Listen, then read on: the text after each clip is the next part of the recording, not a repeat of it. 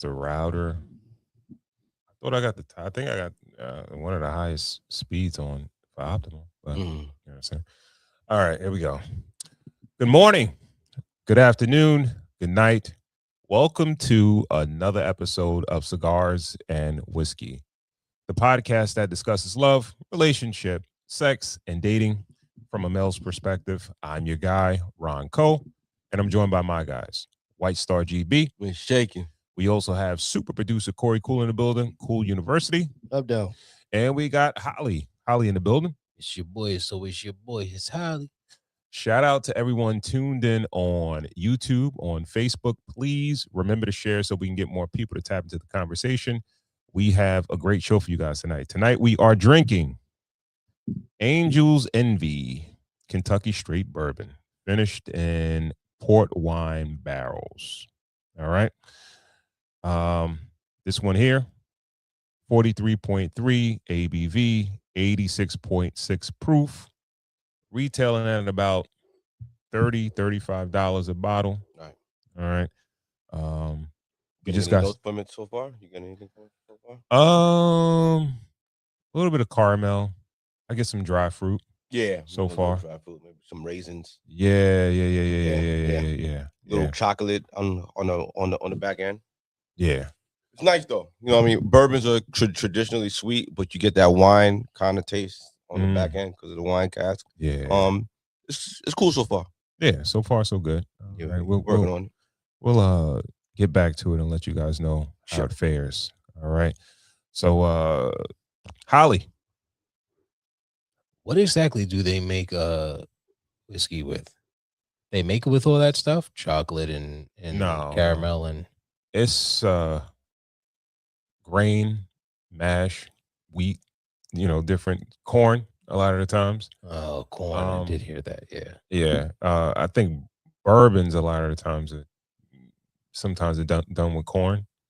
But yeah, it's a mixture of mash, wheat germ, I believe. Don't get me to lie. I gotta double check all the ingredients. So there's malting for barley heavy whiskey. Barley. The grain is soaked in water to begin germination, which releases enzymes that convert starches into fermentable sugars.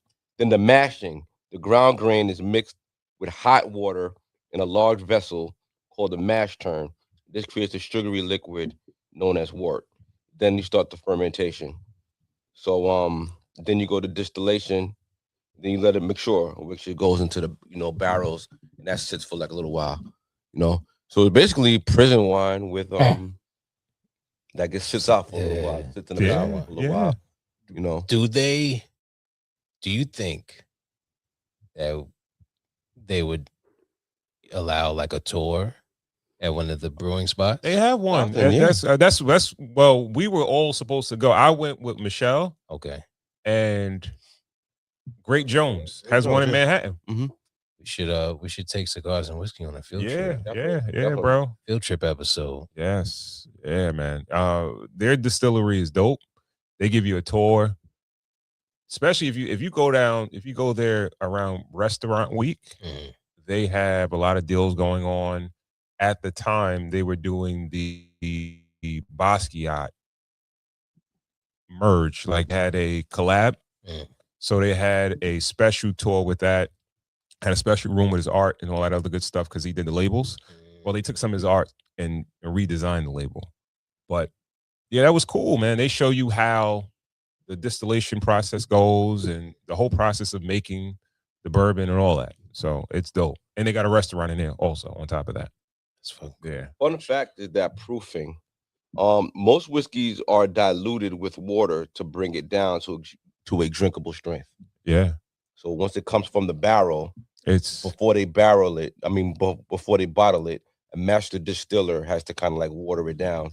Yeah. Actually make it drinkable. Yeah, to make it smoother. Right. Because you see some bottles of whiskey say barrel strength. Yeah. So there's very little never seen that. distillation. We had I think it was Elijah Craig has a barrel strength. Gotta be high power, huh? Yeah. Well, they'll bring it down to like high 80s, low All right, 90s, and okay, some shit like yeah. that. But you But got the average ABV for whiskey is a 40, 50. you have to it has to at least be 80. Oh, 80 is the minimum. oh, okay, okay. You know what I mean? So you got like four roses? They're like 100. I want to say like Colonel Taylor might Colonel be Taylor is 100. up there, yeah. Booker's might be kind of like at 100. Mm-hmm. Right. But But those are the joints. Yeah, that's the balance of it. How high power you can keep it to have it and have it smooth enough to drink. Yeah. Now about the cigars, have y'all been to Rosario in the Bronx yet? No. Another field trip. Another cigars and whiskey field trip. Rosario is a popular spot in the Bronx where they sell a lot of flavored cigars. Okay. They roll them themselves there. They roll the cigars there themselves, and they have different flavors. Like the most popular one is the milk cream. It smells so fucking good. It is a great. And it smokes good too. Their cigars are really good. And the milk cream is the most popular. Then they have like Hennessy flavor ones, Jack Daniel flavor ones, and then you just they're regular price, but you're gonna want to go there and spend $100 on cigars when you walk in there. Really? Yeah. And then I was lucky enough that when I went and purchased, I bought like $150 worth of cigars. Do they only sell flavored cigars? I believe so, because it's their own brand. They don't have any regular blends that are not. I'm sure they do. I'm sure they do if you ask. But when I was looking for flavors. So I was lucky enough when I bought $150 worth of cigars, the owner was there. And when I walked out, he pulled me to the side. He got another section where he has the lounge that you walk into, but then the other side is where it's like a fucking a sweatshop of people rolling cigars. Oh wow! So he took you on an improv tour. He took me in, and he was like, give me a mango, give me another one. I forget what other one he said, but then he gave me like two extra cigars and was like, thanks for coming. Wow. Yeah, Rosario's a good spot. So Rosario's an old fashioned. And I'm promoting it without them paying me or nothing, but nice. It's a good spot. You gotta try. What is it? No, it's a family-owned shop in the Bronx, 343 East Gun Hill Road, Bronx. Yeah, shout out to them. Okay. Yeah, I would love to go to a place that has their own house blends. Definitely, a lounge that has his own house blends that because usually house blends are not as expensive as I went to the cigar lounge last night and I just realized if you're not buying online and you're buying at the lounge because it's for the experience. So you're paying a little bit for the experience. Yeah. But I don't even want to say the name because we might do some business with them in the future. Yeah. So, but you're not spending less than like 20 something bucks for one. That's how they make their money. I understand. Yeah. I understand. I get it. Do y'all buy online more than you than in store? I'm not gonna say I smoke that. I smoke very seasonal. Oh yeah. Okay. So maybe last night I went there by myself. I was hanging out watching the game, and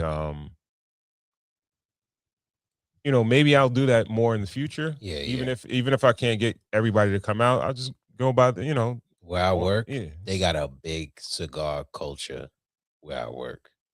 Oh yeah, I saw some of your guys. I think I saw one of your guys. He definitely. I'm not sure exactly where you work, but he was maybe a counterpart because I saw his shirt, I saw his tag on the shoulder and all that stuff like that. So yeah, and we as black dudes, we kind of were outnumbering everybody else in the lounge last night. Okay, that's what's up. You know what I mean? So it's kind of always like that. It is, but you know what? You know what? In the neighborhood, the area that it's in is not black.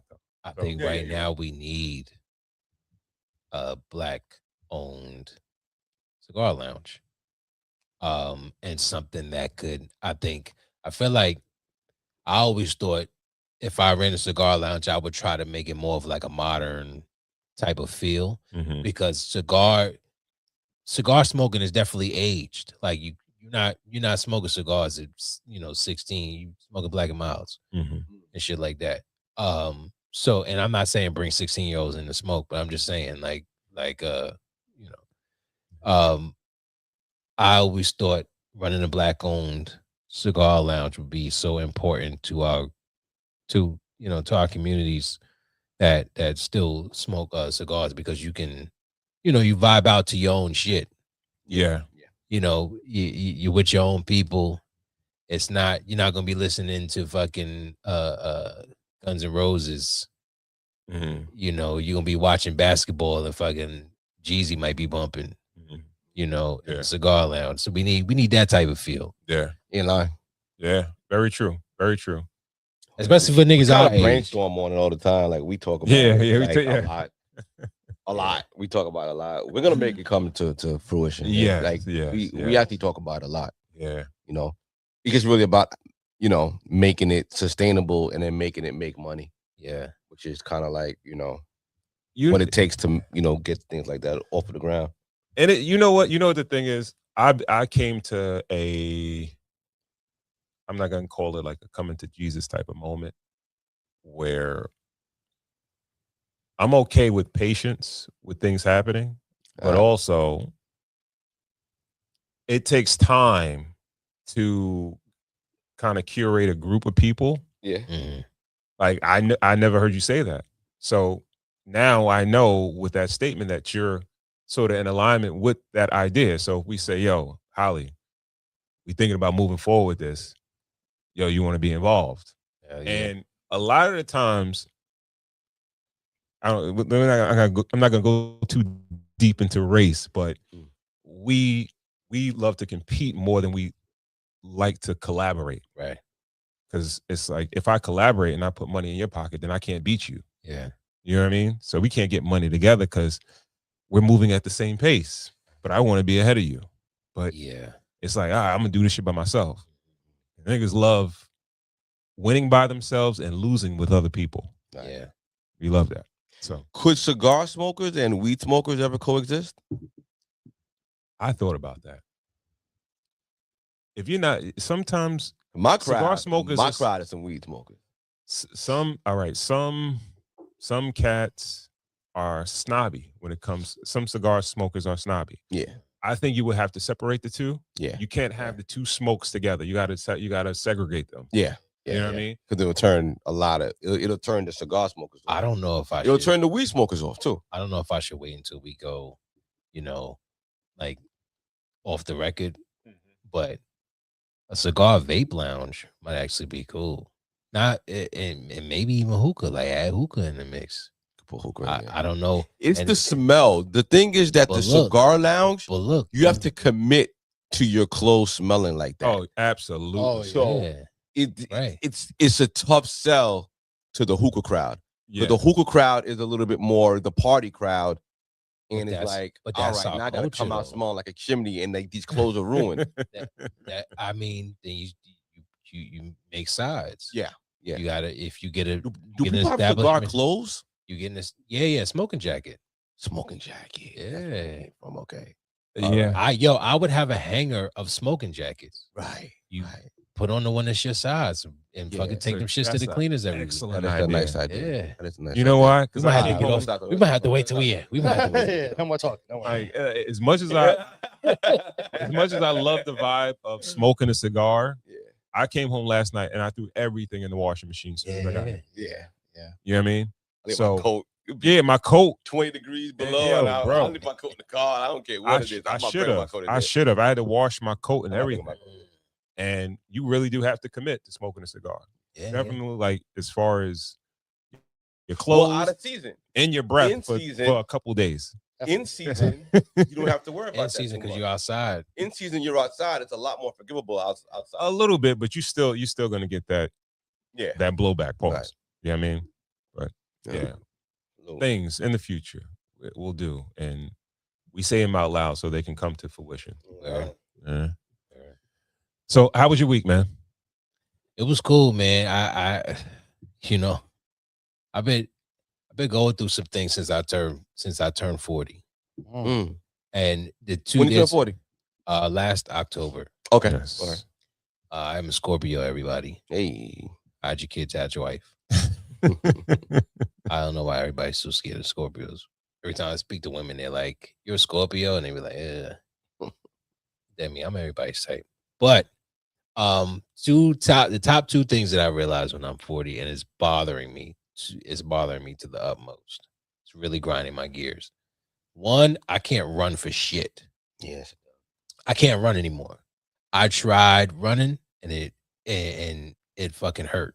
I felt like I was the way I was running, I felt like, like a kid, like a 1-year-old when they first learn how to walk and they wobbling like this. Yeah. That's how I felt at first. And I'm like, let me stop running. I don't look cool. I don't look cool running. That's what I was gonna ask. I look hurt. Is the look of it? Like you feel like you don't. I'm look sure cool. I look hurt. Yeah, I'm sure I look hurt. I used to be able to ride. I think the last time I ran, maybe early 30s.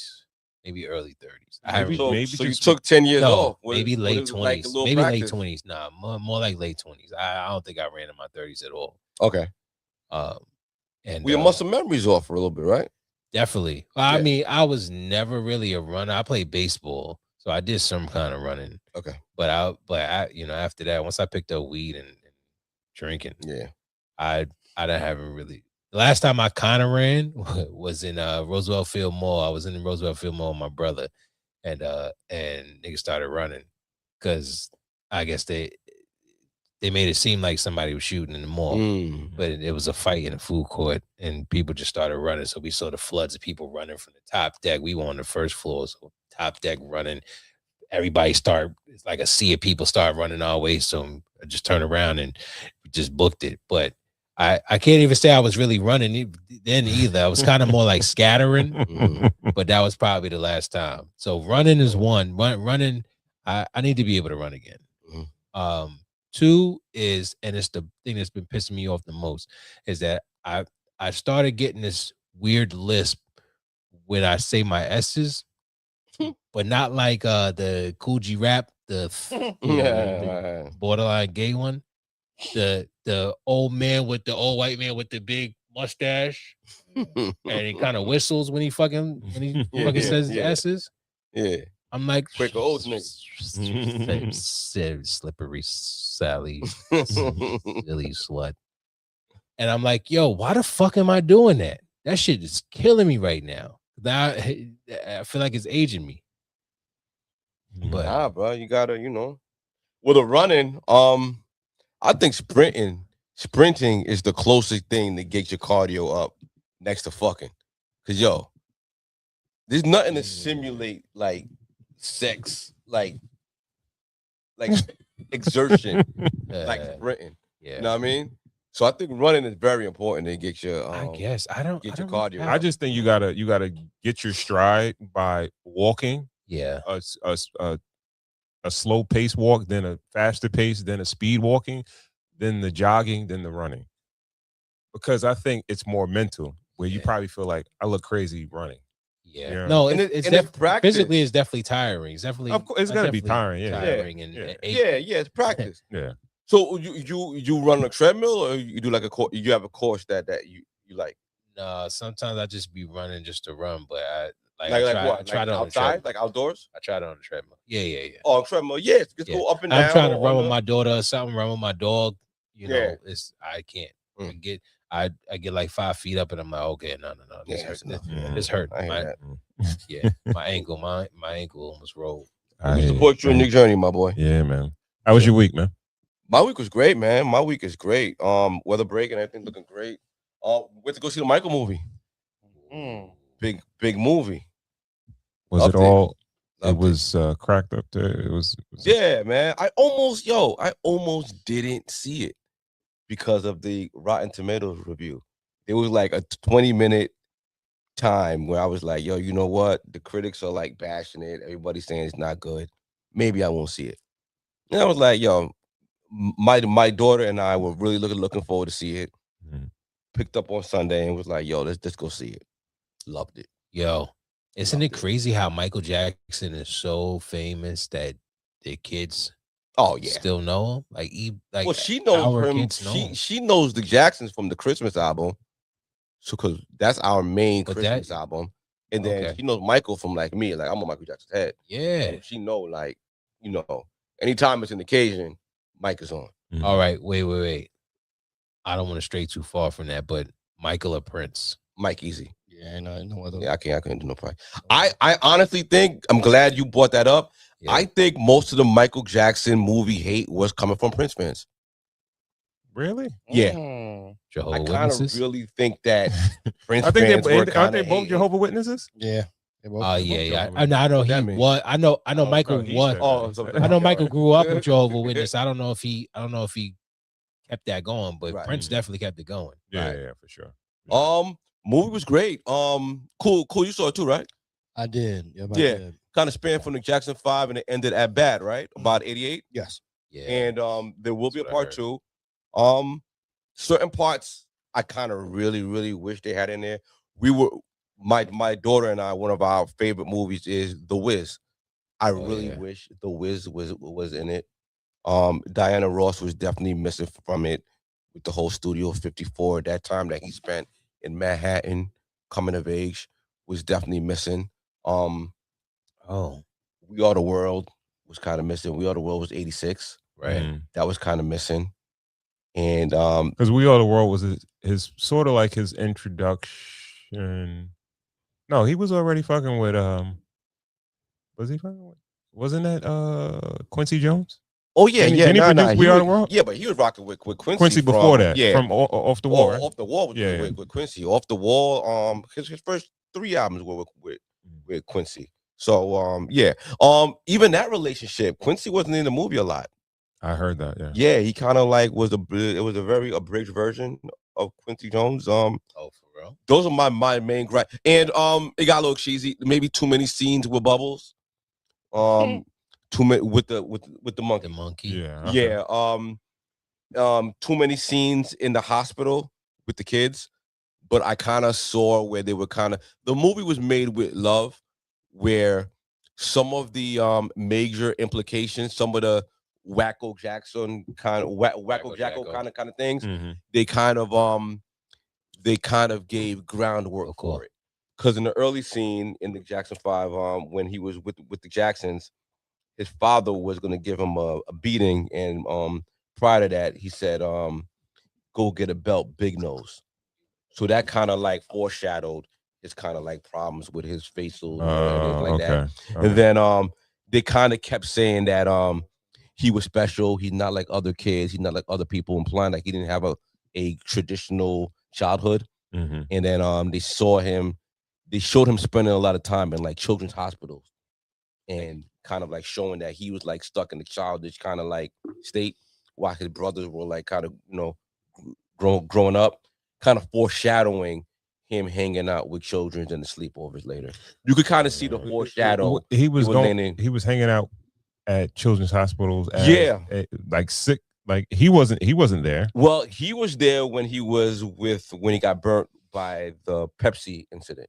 He was in the hospital. He went over to the children's ward and was hanging out with them. I don't know if it's true, but in the movie, he donated the 7-figure settlement that he got with Pepsi to that children's hospital in LA.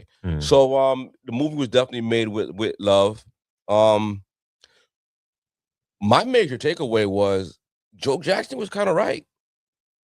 I don't know. I kind of feel like Joe was right. Cool. I don't know if you with me on it. Like, what's I'm kind of siding with Joe. Like, I kind of see where Joe.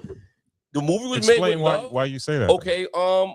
Really, Joe. All right. Joe was a welding worker from Indiana in the 60s with them eyebrows. 9 kids. He was a welder with them eyebrows. Yeah, 9 kids, and he had his kids performing in the living room. Got them into the clubs, and he kind of looked at the Jacksons as a brand. And he just thought, like, Mike, okay, Mike, your success, you're special, you're the greatest. That's cool. But every couple of years, come back and get your brothers and let them eat too. And I kind of saw nothing wrong with that. And he wasn't doing it. He didn't want to do it. That was the major he gave Janet love. promise of the movie. Well, Janet wasn't in the movie at all. Oh, she wasn't. Nah. Not even a Didn't little sign bit. off. Didn't Oh, and that wasn't her time yet. No, she didn't sign off. off. Wait for people to pull their weight. Oh, she didn't sign off on it. No, Diana Ross didn't sign off yet. That's why. What do you mean pull their weight? I mean, listen, it's a brand. Like it's the family brand. But why? It's cool. Everybody, they gave you a chance when you were a kid. You don't think he did enough to raise that brand up? I mean, for herself, but I understand. I understand. Come back and get your people. So Every once in a while. All right. So I get what you're saying, but I'm just thinking about it in just general terms. All right, you put in, let's say he gave 20 years. 10 years. Let's say he gave. No, he did 20 years with the Jacksons. That's not enough? That's more than enough. All right, so why? But every 5, come back and take them niggas on tour. I already did. I did 20 years with y'all. They're your brothers. And that was his father's really only beef. Yo, just don't forget your family. I don't think he forgot his family. See, you know the thing is, you know what I thought about the other day, and I was thinking about it pertaining to music and groups. People are fine when they're broke. Is when money gets involved, people start acting different, and a lot of the times it's the person that doesn't have money, not the person that has money. It's the person that's not getting the money, and the one that's not as successful as the most successful people. You know what I mean? And or it could be as the insecurity of the person that's getting the money, think that everybody's out to get their money.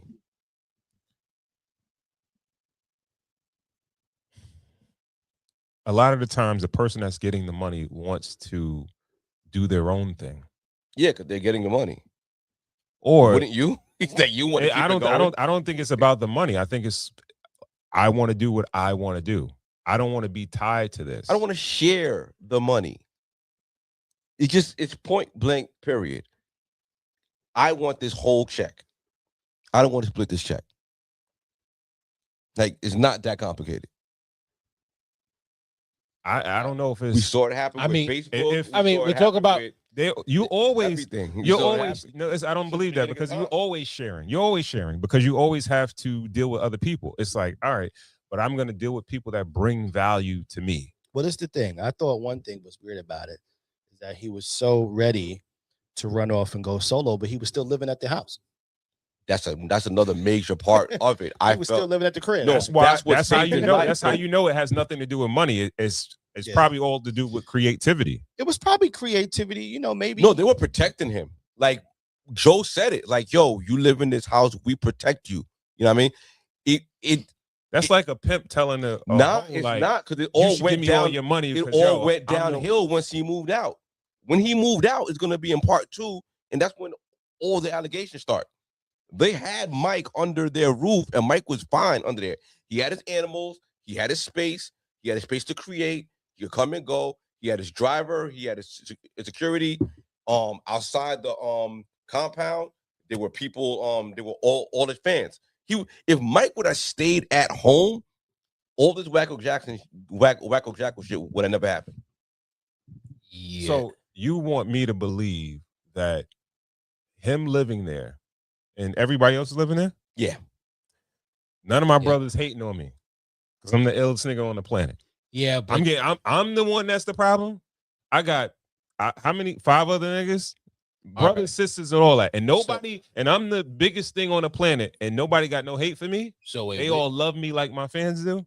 Where does the movie start? Does the movie start with the 5, or it starts with him as him being the star? He's about 5 years old because he was the main vocalist in the 5. Yeah, yeah. So then, at what point did he break off to do his own thing in the movie? That was what cool. He was about 20 when he created Off the Wall. 20 Off the Wall. But at what point did they pull Mike away and be like, "Yo, step away from your family and do your own thing"? Well, they probably started that with Barry with the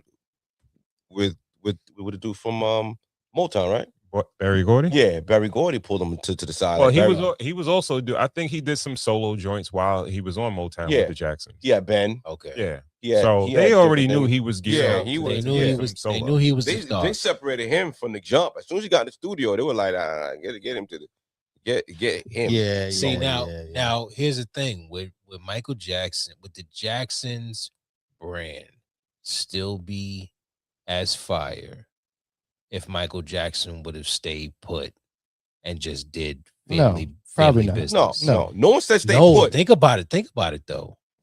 They were fire. Jackson 5 was Well, on they flames. well they definitely. I'm saying killing if the he game. would have stayed, Yeah. if they would have stayed the Jackson You do 5, Michael and the Jacksons. nobody blew up. No, nobody blew up higher than anybody else. It was just Nah, it the would've been Jackson possible. 5. Michael Jackson is the singer, and it's like, no, I don't go anywhere without my He without wouldn't have been a little my bit higher than the the band.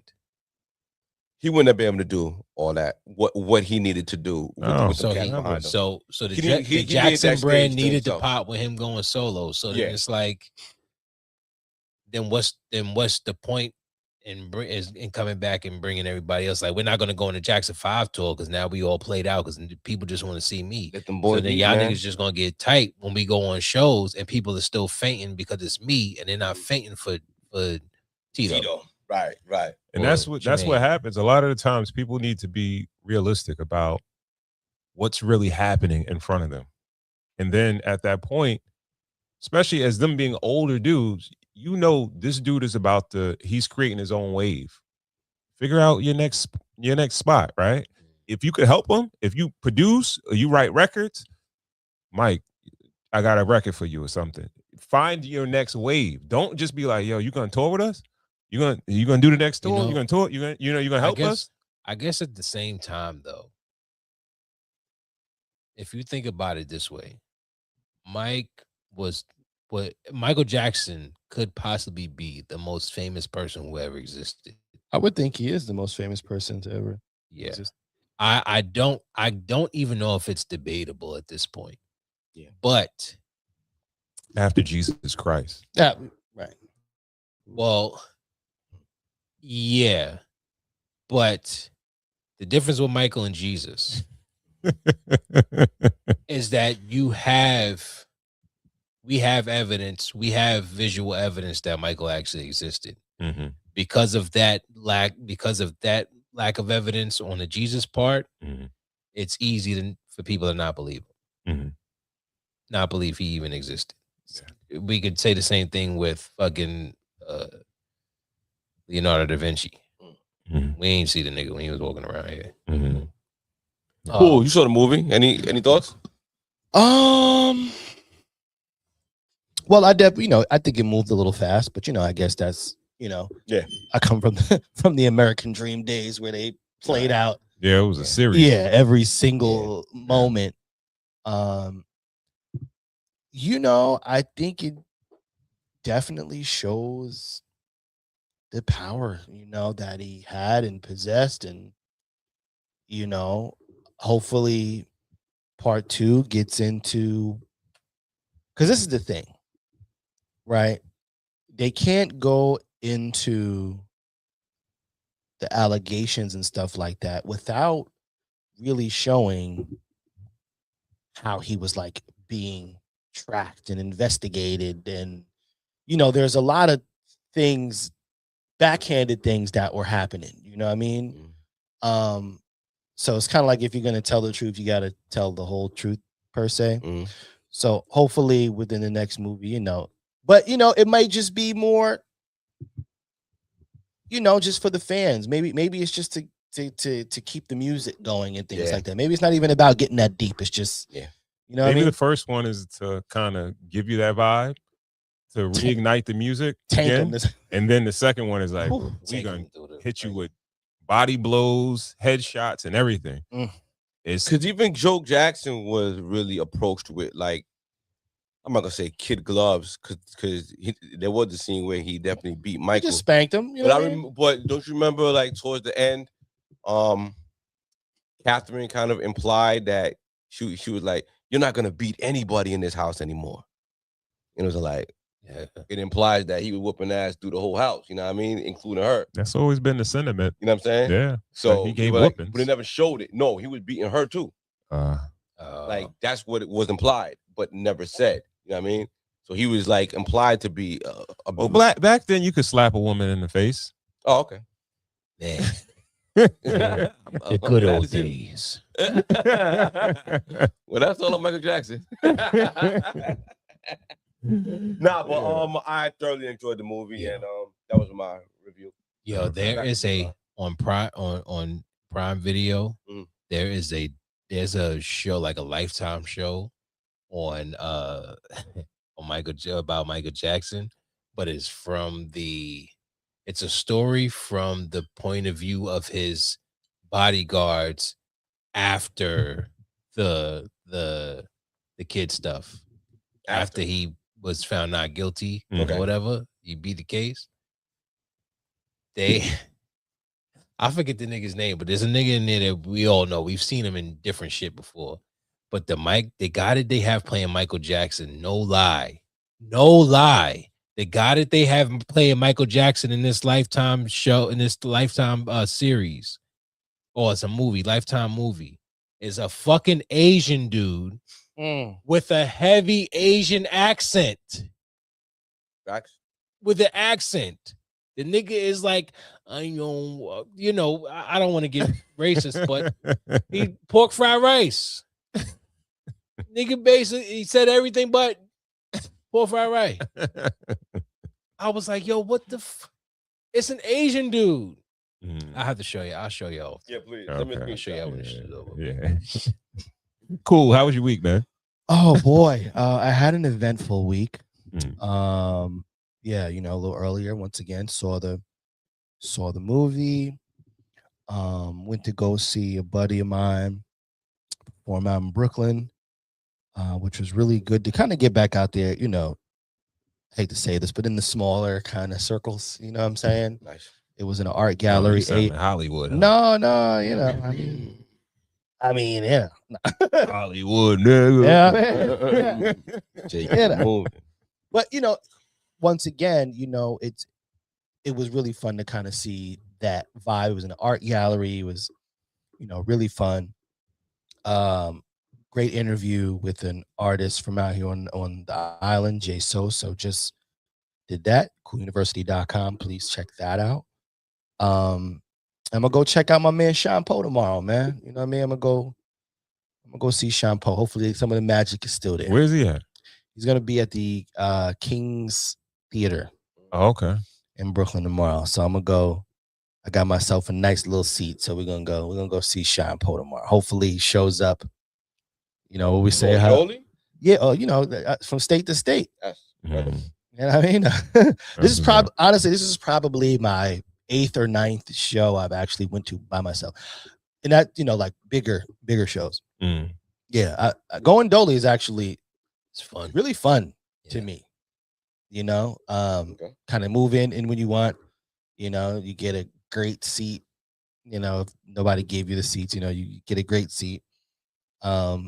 And you could kind of just dip out, like, you know what I'm saying? Mm-hmm. Yeah. So, so that's gonna be my week, man. Hopefully, like I said, I'm just praying.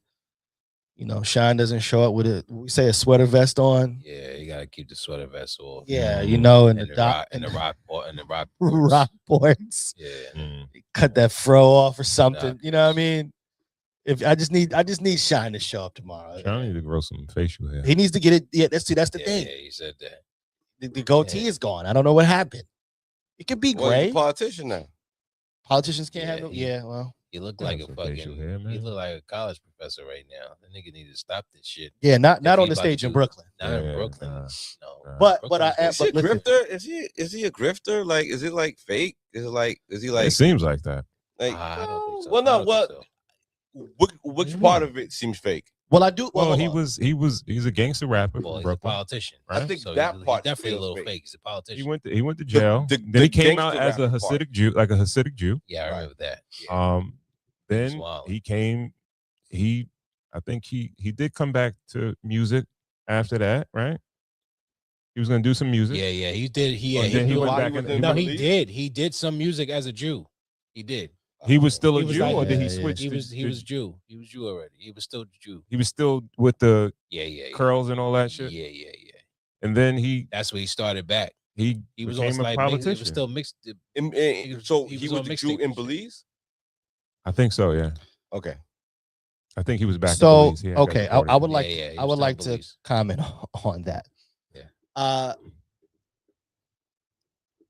I believe the beginning was who he really was. I agree. I do think he was a I young. think Sean Paul was really. I think who Sean was. Paul really was Sean Yeah. Paul, Okay. and he went to jail for doing some gangster shit. Yeah. Right when it was time to do some gangster Not shit. to mention he was set up. You know, You know, maybe apparently. I ain't afraid to say But it. that's like what I could say is I believe the initial Sean Poe was who we initially got. And like I said, when it was time to do it, you know what I mean? Let off first we had it on him. You know what I mean? Let it off. You know what I'm saying? Yeah. So now obviously we do know he was really, really young, right? We can't say that we're the same person as we were when we were 20, 21. We've become maybe there's obviously similarities, but we're vastly different people. You we think you're a very different person from who you was? Yeah, absolutely. I do. I think I'm very different. I think there's some foundational I things mean, that you I developed could only by answer, 21. I can only answer for me. Okay. However you guys feel about Right. that's fine. Very different though. Like you think you could you think you've done you think you're a different person. Yes. And the reason why I'm gonna say that is because for me, this is just me personally. Right. Raised by a woman, I would react kind of emotionally very early in life. And I've learned over time to kind of curve the way I speak, things to say, not to say. I learned a lot about myself as far as growing up into vastly different things. Yeah. But that's neither here nor there. My point is, but I see what you're saying though. I think you can definitely make a drastic change, especially in his situation. Like that's my point. His maturation years were in prison. Right. So he's probably, trying a whole bunch of different shit. Yeah. Now, I believe since then he has definitely learned some chameleon ways and can pick up.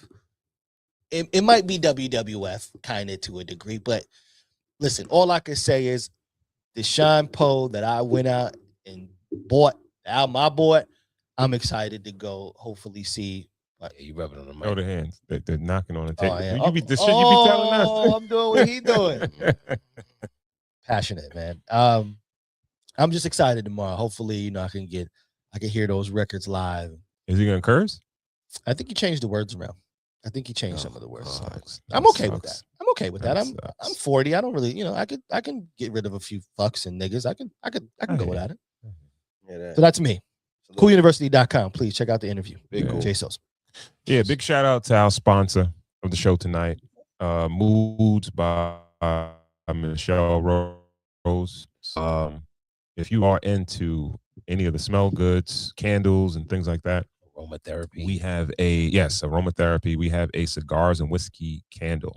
Nice. You can go to our website, moodsbymichellerose.com, and pick up a candle, pick up a cigars and whiskey candle. Also, she has body butter, beard butter, a whole host of different products that you can pick up. But check her out, moodsbymichellerose.com. What scent is that? This one is cigars and whiskey, which is cigars and whiskey. Yeah, it's a blend of tobacco, vanilla. Nice. Yeah, so that's probably like a Rosario milk cream right there. Yeah. Tobacco and vanilla. Yeah, man. If I could testify for the body butter, I put in the order for 2 of the candles, but it came with a body butter in there. So I was like, let's see what's going on. Try it out. You know what I mean? Mm-hmm. Put it in my bathroom. And in my house, we take moisturizing very seriously. So we either going with the Palmers from everywhere, from the cream to the oil. Mm-hmm. We going to the Ukraine, whatever that shit is. The shit that comes in the tub in in the jar. But I took the body butter with me. And the body butter is love, yo. Mm-hmm. You can put it on your head, you can put it on your face, whole body, everything, hold you down the whole day. My nigga be greasy in the crib. Yo, I'm in there sliding, nigga. Nigga like Cisco on the beach, big nigga. Yeah. I love how GB was like, pick up some body butter, man. Yeah, I love how GB was like, yeah, body butter is cool. It's sad. I ain't gonna lie, son. I fuck with the body butter. I guess. He would be like, oh, I love the body butter. What's that? That like, body butter? That's your love. Yeah, that shit. Fuck that shit. Shit silky, God. Y'all could never be serious about shit. God, should be getting mad replenished, Lord. Yeah. You can be feeling straight. And you be feeling right. She got another one she's working on that is I'm sure the name is gonna be, I think it might be called King, but possibly, but it's gonna be a body butter with a sandalwood scent where you as especially like when I use the regular body butter, but she gave me like a sample of that one where it has a sandalwood scent where you don't have to wear a cologne. And we talking about holding. When I say hold, longer than a sandalwood joint, it's like in your shit. Right. That's what I be looking for. I be looking for shit that hold. Yeah. There's a lot of colognes don't hold. Yeah. But it's really how you apply it too, though, right? You got to apply it right out of the shower, right? You're supposed to, because your pores are open. You're supposed to, before you get cologne, before you do anything, before you, like if you're about to go out, deodorant on, you're supposed to put the cologne on your body. Wait, right out of the shower. If you are going out at night to a formal event, you're saying you got to take a shower, then put the cologne on, then get dressed and fucking go? 1,000%. What about lotion and deodorant and shit? No, you're going to put the lotion on and all that and deodorant on, then you're going to put the cologne on, then you're going to get dressed. But you should do it when you like, when you moist, when your pores are open. Yeah. You know what I mean? That's good for you. It's supposed to hold a little bit longer. First off, I'm just telling everybody that's cologne people, if you wanted to hold longer, don't get the Eau de Toilette, get the perfume. Because one is alcohol based and the other one is oil based. Right. And the oil base is going to hold much longer than it's going to cost you a little bit more money. But the thing is, what people don't realize is that you'll use less of the perfume because it holds longer versus the other one. You're going to be spraying it all over. You know what I mean? Yeah. Exactly. So you're going to wind up spending more money overall. So that's the first one. But then if you apply it, especially areas that you may sweat a little bit, but where your pores open, the neck, and one thing people do is like you're not supposed to rub and dab together. You're supposed to just spray and just let it dry. Air, yeah. Give it air. Give it oxygen. Yeah. Free game. Yeah. Nice. We're gonna charge our niggas next time. Yeah, but check out movesbymichellerose.com. Pick up a candle, pick up a body butter, pick up a beard butter. All right, let's jump right into the show, man.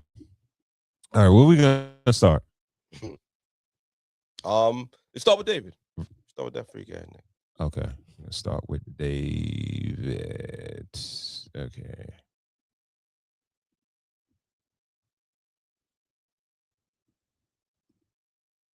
Oh.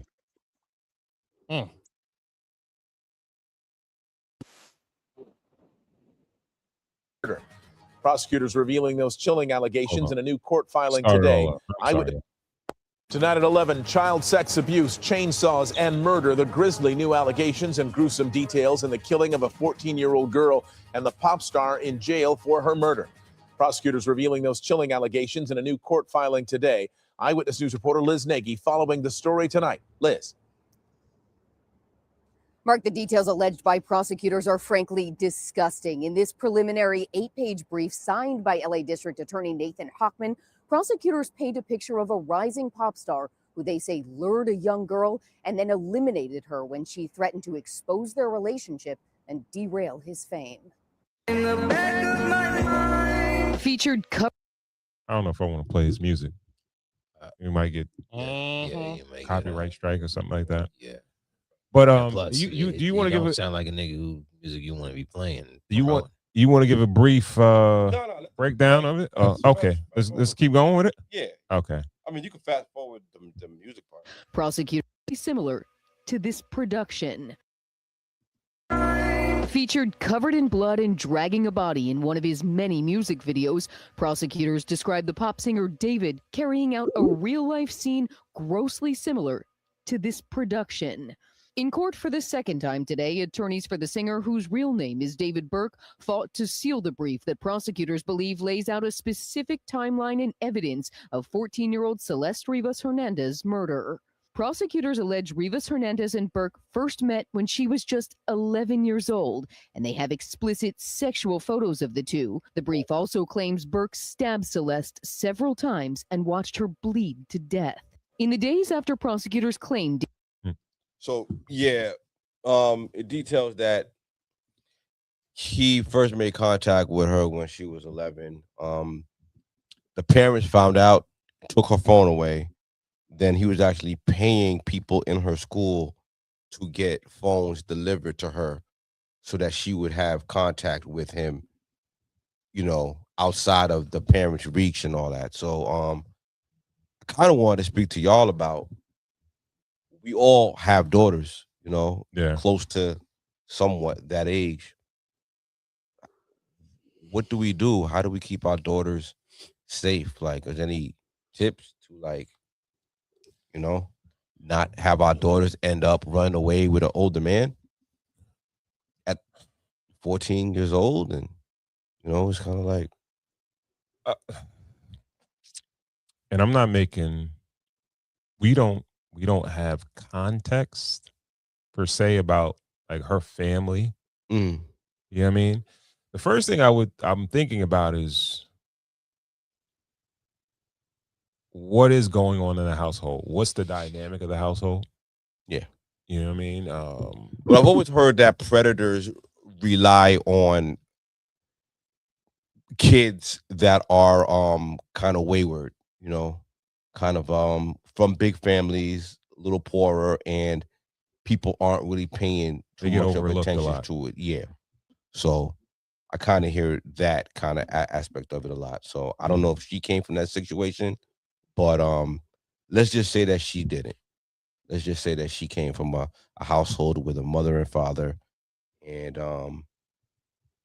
you know, any tips? This is Cigars and Whiskey. Let's kind of give some advice to parents and like. Oh, dads. Cool. Go ahead. Well, it's kind of funny because something like this kind of similar happened with me. And what I realize is what we can't do as fathers is be naive to what the world actually is and what's actually going on. The problem is that sometimes we want to keep our little girls, right? Mm-hmm. And with that, sometimes we are holding out some of the tools that, because remember, life could be moving faster for them than we think. We look at the age of 10 or 11 and think, okay, well, a 10-year-old or 11-year-old is supposed to be doing this. We're thinking maybe they're still supposed to play with dolls or they're still supposed to whatever. And that's not life. And we're late on the tools that they need to navigate relationships, you know? So for myself, I actually had to literally the other day, I had to have a conversation earlier than I thought I wanted to or should have had this conversation. Mm-hmm. I started with words of a great American Haitian descent philosopher goes by the name GB, and that is, the party is always at your house. And I explained to her, I said, you know, when we have Easter dinner or we have whatever, and everybody comes over and everybody leaves, what are we doing? She's like, oh, we're cleaning up. I said, exactly. each person that comes into your life, right, could possibly leave a mess that you're left to clean up. And I felt like I was late because of a situation. I was late on delivering the game that I have, because I'm thinking she's supposed to be here as a 10-year-old. She's not supposed to be thinking about this, but life is coming at him, So being stingy with the tools, I think, is something that we need not do, especially fellas who are worldly. You know what I'm saying? Mm-hmm. We get nervous. Oh my God, I don't think. Well, how But early you is too don't early? think, you don't Like, think you it's can't be sometimes too early. You don't think it's okay. Sometimes Listen, you don't think you're exposing your child to something that they weren't even thinking about. Sometimes I understand, but we cannot be naive that, number one, we're all fathers of daughters. Mm-hmm. And I don't answer this question, please don't. But when does their maturity start? It could be at 12. It could be at 11. Mm-hmm. It could be at It 10. could be at 8. Yeah. It could be 13, right? When does that start? Because remember, when that starts is when the worst can happen, right? Yeah. So I don't think this is. Oh, go ahead. no, I'm just saying that's I lost my thought. But I would say that if we know that biology, things start changing around 11 or 12, then the reality is there. Now, and also too, remember, all of these kids are just a few keyboard combinations on their phone from their whole life changing anyway. I think that's the problem. Yeah. And I'm not even, you're absolutely, so that's my point. Do you want to play catch up? Because that's the game that we're playing as parents. Yeah. Do you want to play catch up, or do you want to play productive? Proactive. I don't know. It's up to you. Maybe not catch up per se, but I know parents that highly regulate their kids, and I get it. Because exposure is sometimes not a good thing. We feel like if I give you exposure, you know what to expect. You're ready for it. But sometimes I think exposure puts the child in a headspace where they weren't even thinking about it. And all of a sudden they're like, oh, sex. What is sex? Well, now, what is this or what is that? And we could regulate, but it's a job. It's a job. Like as parents, in order to regulate your child, work, provide, live your life and things, that's difficult. And to regulate would be, now you can't watch that. Now you don't have a cell phone. No, you're not even on your computer. You're not able to go to that website. And this is what you can watch. This is what you can't watch. Now it sounds very stringent and it sounds kind of forceful, but I get it. And I'm to the point of I have the belief that what you take in is going to determine how you do things or how you live. You know what I mean? Yeah. And what you taking is going to influence you. Quick sidebar. I think you're 100% right. And I think that there is a line as far as what you should go and expose your kids to based on time and effort. But more so than just sex, it's just relationships in general, right? Mm-hmm. It's tools on how to deal with the opposite. Doesn't have to necessarily just be sex all the time. It's just, how you deal with the others, what don't let them touch you in certain places. I'm just saying that. Well, that's certain things. That's the biggest part. And that's something you can't really regulate. No, but there's you a can't lot. Regulate the kids that are around. Well, you can regulate their boundaries. But you can regulate their boundaries. You have to teach them their boundaries. Don't let anybody touch you in certain places. Don't let people say certain things towards you. Don't let people implicate you in certain things. Again, don't let people lie on you. Exposure. Stand up for yourself in certain places. Exposure, though. Say certain things. Don't let it fly. If you didn't say you like that nigga, don't let the narrative go around the school like you like that nigga. Squash it. Don't let it feel. Nah, exactly. If I could add my tip to it too, it'll be pause. Switch up your Oh wow, yeah, right. Well, Eskimo brothers. Hey, wait, I get word.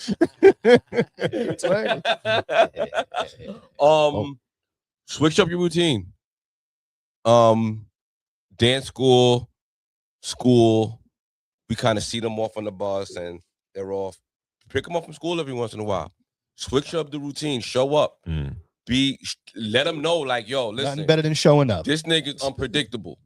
Like, this nigga will show up. This nigga, like, I can't bank on this person being routine. Right, switch it up. Go inside the dance school and pick them up. Go inside to drop them off. Go a little early to a situation that you know that you kind of trust them. Go through their stuff. You know what I mean? You definitely the wife goes through the stuff. That's definitely go through your book. Go through the book bag. Go through it. But in front of them, don't sneak. Have them. Yo, listen. Empty out your book bag. Let's just go through. Let's have a little explanation. Let's have a little time. It's crazy, talk. Like, yo, you know, it's not like we're not flipping mattresses in the jail cell. That sounds like jail. That's what I was about to say. We're not doing that. Let's be open-minded. Let's let a couple things slide. Let me see if you got any contraband or something. Well, if you see something, don't fly off the handle. You know what I mean? And maybe ignore every other thing that you see. No, but why not though? This sounds reactive. It doesn't have to. It doesn't have to be reactive. You don't. No. But also, you, Doc, as a you don't have to treat it like you don't have to treat it like prison, like you're running through like you flipping mattresses and stuff. But I think it's important to be like involved in everything. Yeah, look through their phone, go through their book bag, do all the shit. Because if you don't, I mean, at the end of the day, exposure is inevitable.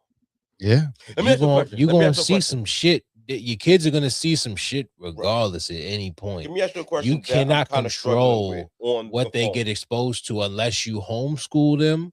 And all you can do at home, to me, is set the standards that they have to go out there and deal. Like you were saying, don't let nobody walk over you.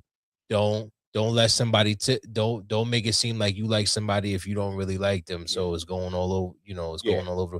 You got to set standards within the household that, yo, what you're going to be exposed to out there, I can't control that because it's either that or I keep you in the crib, and those niggas turn out to be psychos too. Which is back to this David guy. He was homeschooled. Look how he turned out. Oh, he was homeschooled. Yep. Wow, it's weirdo. Let me ask you a question too. As far as accounts with how they browse the internet on their phones and like YouTube, do you think it's better to make an account or to have them just not have an account and then just kind of go in and out of whatever they do? Like just browse as a guest. Should they make a Google Chrome account and have that account so you can kind of like go through their history and go through things?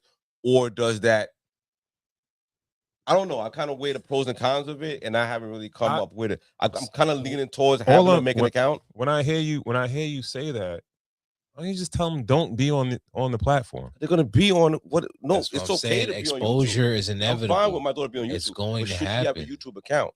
It's gonna happen, but you can't control. You can't censor her account. So have an account and have the account censored, like a kid's account.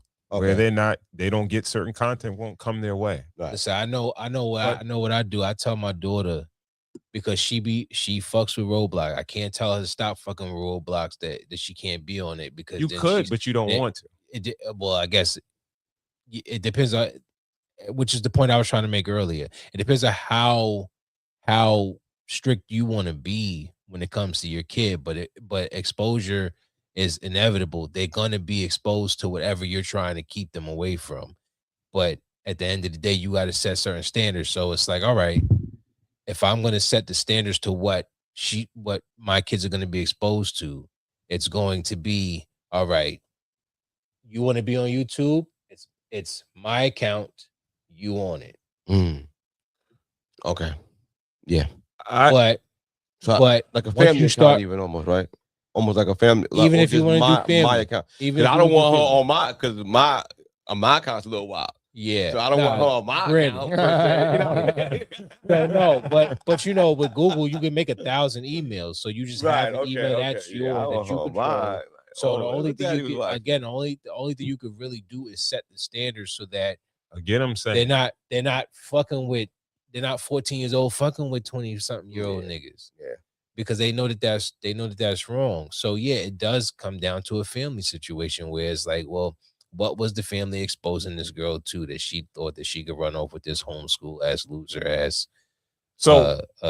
killer weirdo 20-something-year-old nigga? I believe and that she met when she was 11. Yes, that shit is very, very weird. You got it. The thing is, I believe that I don't think that one child could influence a whole group. They can ignite the intrigue of a bunch of kids. And when I say this, let's just say, for instance, if talking about weed, right? If your kid is exposed to YouTube or movies or content about smoking bud, then the kid who comes from another type of environment comes and be like, yo, I smoke bud or whatever, Oh, word, I've been seeing shit on that. But if they never got exposed to it, the majority of the kids is not going to be like, oh, let me try that. You know what I mean? So I think it's a combination of, I don't know. I think it might be the other way around. Because I think about it like this, like our kids know each other, right? Yeah. And I know how I am, right? And I know I don't expose my kid to certain things. Right. I know you don't, he don't, but they get exposed somehow to certain things. And it's usually online.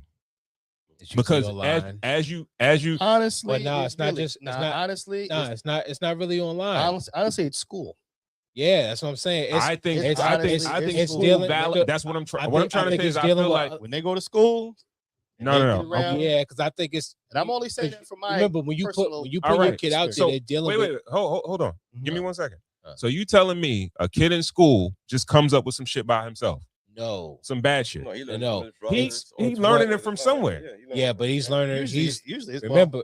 Other remember, it's exposure. Exposure is inevitable, but it depends on as head of the family. The kid it's up to you that how what standards you set. And now when you put your kid out there, you're dealing with people who don't set standards for their kids in their household. This is exactly what I'm trying to say. Or the exposure. Hold on. Inevitable exposure. But yes, but what I'm trying to say is that your child is not going to go smoke bud because they've never heard of smoking weed. They never watched content of no smoking weed. And then this kid that has been exposed to that one day comes to that kid and says, yo, let's smoke some weed.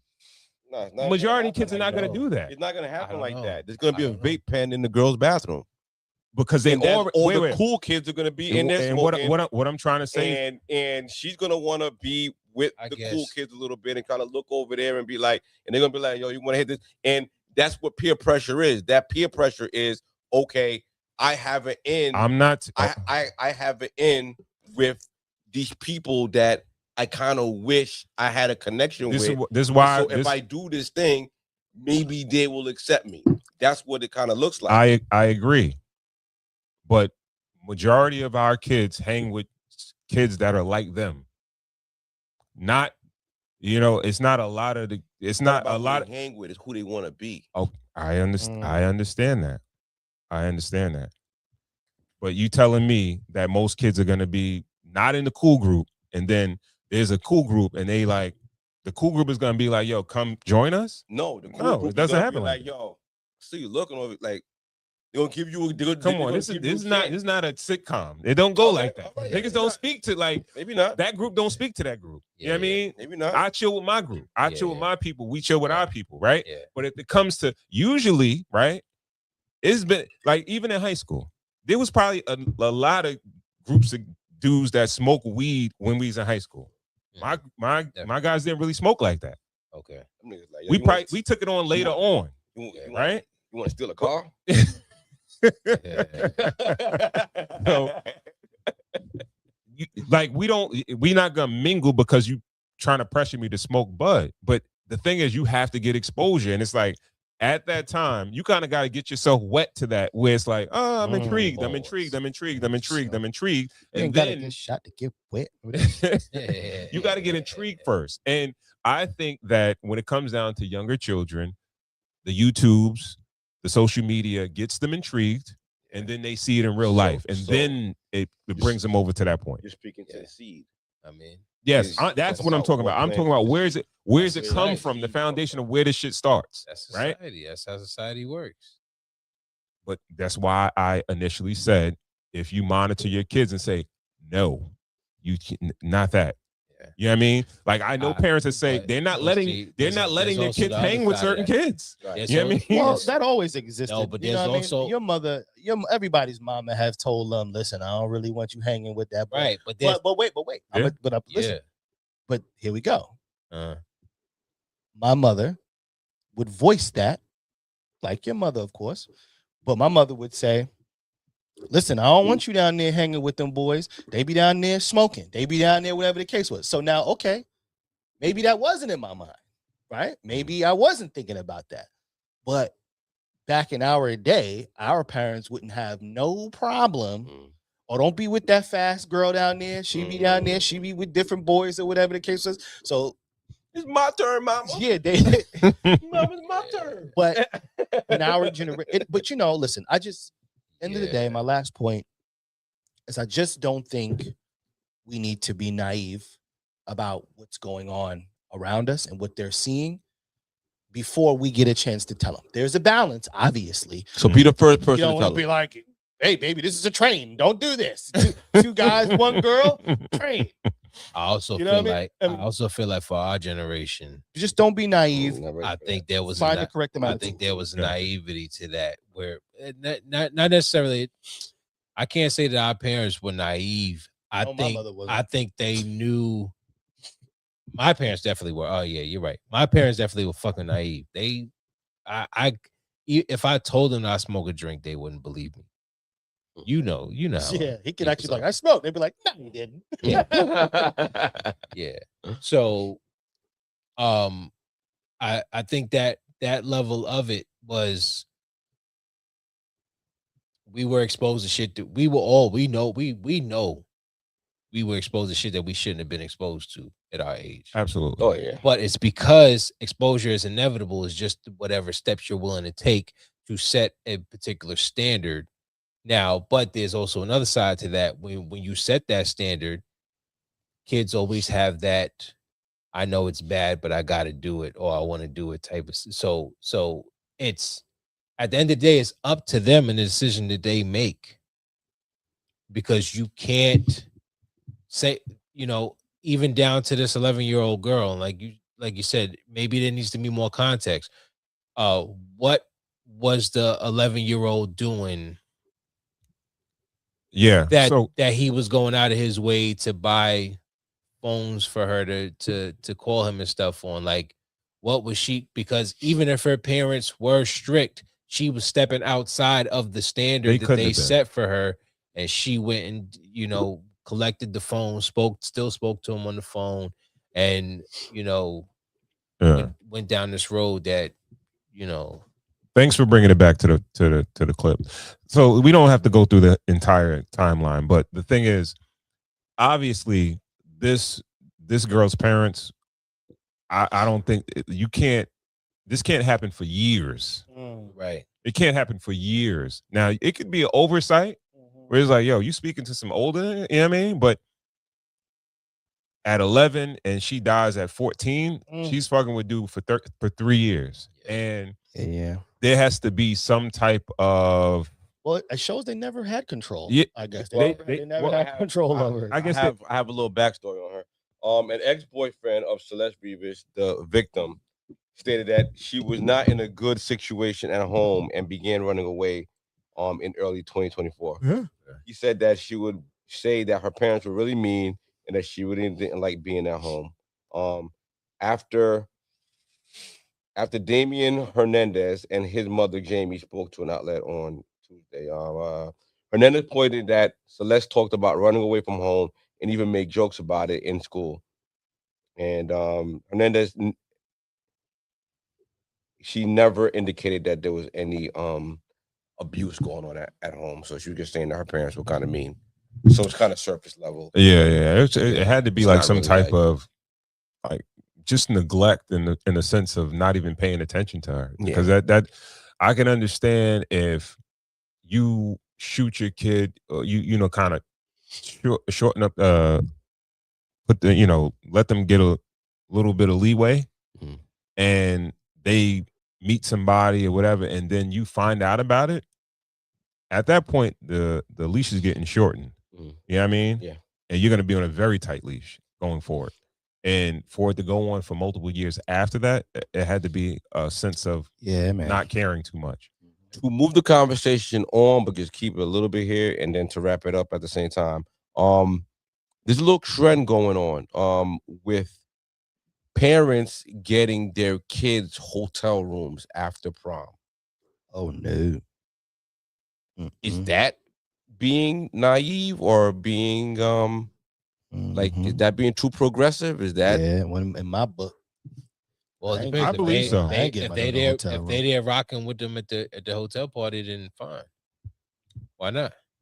Oh, like I didn't say it's about a hotel party. They getting their kids after the prom. Their kids have a hotel room. Their kids are not. Oh, I coming thought home. you meant like an after prom party type of. It could situation. be a party if they wanted it to, or they could just be a one-on-one situation, or they could just go there by themselves, or their girls could go back there and sleep over. Do you think that after high school, after they're finished high school, do you think that it is responsible to give your kid a hotel room after prom? I wouldn't do it. No, right. I think I'm gonna clip that question up, and I bet you somebody in the comments, it's gonna trigger somebody because somebody did it already. Y'all could come back to the house and y'all can hang out in the yard. It's a trend, so people are actually doing it. They're like doing a challenge. Kind of happening, to see who does the best version. Is it? Well, it's not there yet. It's kind of just like, okay, the kids are getting their cars and everybody's getting their things, and then like they're giving their kids hotel rooms, and you can either have sleepover, slumber party with your girls or whatever. I'll see you tomorrow after checkout. Yeah, it's a little wild. Wow, yeah. No, sir. You'd be like, yo, go ahead and get deflowered. Or if you already having sex. I think parents, I ain't gonna lie to you. Maybe I'm just getting that old that I don't care about being a cool parent anymore. Yeah, I've definitely. You know what I mean? So well, this is the thing. I think that don't be mistaken. They grow up and they appreciate it. They appreciate someone that looked out for them and led them in the right direction, or whatever the case was. We've all been young. That's kind of why I haven't really let up. Yeah, we've been young before. Sometimes it's understanding that they've been young before, but still like, nah, I don't need to be cool with you to let you understand that the way you should be operating is fucked up. I just meant more so. I'm here to teach you, but I just meant more so me, being young once. I've been told, nah, you shouldn't go over there. You shouldn't be hanging with them. And in the moment, I felt maybe I felt away, but I grew up to say, maybe it was a good idea. You see how it played out. And I think as parents, you just have to understand, you're not going to be favorable all the time. You're not going to be, 100% loved at all times. But the goal is we have one job, right? As fathers specifically, we have one job, and that is to protect. How you get it done is how you get it done. If you feel like you got to be strict or whatever, you got to do what it is, because obviously there's a line, but we have one job, that's to protect. And you got to live with that. You got to go out on that sword. Yeah, I think one thing that, based on what you're saying, I think one thing that our parents, I think there's a separation there with the generation before us, the ones that brought us in, because they don't act like they were young once. When the way they handle like my family, the way that my family handled me, they didn't handle me like they were young ones, so they understand. It was more like we can't relate, so we're not going to talk about it. We're not going to have a conversation. We're just going to beat your ass when you do dumb shit, and put you on punishment. Yeah. Now with before we throw out punishments and shit, we're like, well, let's sit them down. Yeah, mistakes always because we know that we were young once, and we went through. Yeah, we're definitely more willing to talk. I So hear it's you, like, but I think there's I remember distinctly a time where my mother asked me that I need condoms, and I'm like 12, 13 years old. I'm kind of still scared to have sex. You know what I mean? Like, I'm not really, but my dad never asked me. But I've never had a conversation with her. She was on point because maybe you weren't thinking about. Listen, as soon as she turned 13, my that mother nigga was fucking. My mother's HIV. My mother was a certified HIV and AIDS counselor. Mm-hmm. So she dealt with many people who, back in our time, AIDS was it was a real prevalent thing. Yeah, you know what I mean? She was brave. Yeah. So not for as long as she wasn't us. sleeping with him. Not You know for what I mean? us. She was No, because back in the day, niggas just thought you catch it from anything. Yeah, right? yeah, they wasn't Right. sure. Yeah. But so Carl Malone, nigga, he didn't want to hoop with them niggas. I There was definitely can't beat that. Never mind. There was Okay, definitely That was too good. That's too good. Yeah, mailman wasn't doing That it. nigga bailed it in. That nigga was like, fuck that, nigga. Said a prayer at the line. there was definitely a point where you thought it came from thin air. What? Yeah. I nigga coughed on me. Got the monster. As long as you That dude was like Ray the nigga. as long as Yo, you was fucking somebody, it was like, yeah, I could get AIDS. Is the way our kids turn out a reflection on us as parents? For sure. I think that is 100%. the most. And that's why in those moments you have to say to yourself, all right, I want to make you want to make your child happy all the time. You want him to be in good spirits, him or her. You want to give them everything, but that doesn't mean they need everything or everything is good for them. So if that's the case, if that's the mindset going forward, then you say, yo, no to this, no to that. You kind of got to regulate that, because what you become is going to be based on, like, if you a piece of shit, then they're going to be looking at me. Yeah. And if you're great, they're going to be looking at me also. You know what I mean? So I choose the latter, right? So I can't think about how it's going to make my child feel in the moment, because I know I'm doing the best thing for them at that moment. Parental influence begins to matter less than external factors, peers, school environment, around the age of 10 to 12, with peer influence often becoming primarily by adolescence. So you got, and I'm sure because of 12 social media, because of the hard internet, years to really like drill that. No, in. I think because of the internet, it's earlier than that. So you think by 8 to 10? I think. So can you really beat yourself up? 8 to 10. How your kids come out? So can you really beat yourself up? No, that's what I'm saying. The only thing you can really do is can whatever they get exposed you still to. Have some control. They're going to get exposed to everything. My oldest son, he's an athlete. Never thought that he would start smoking and drinking. That's exactly what he does. Okay.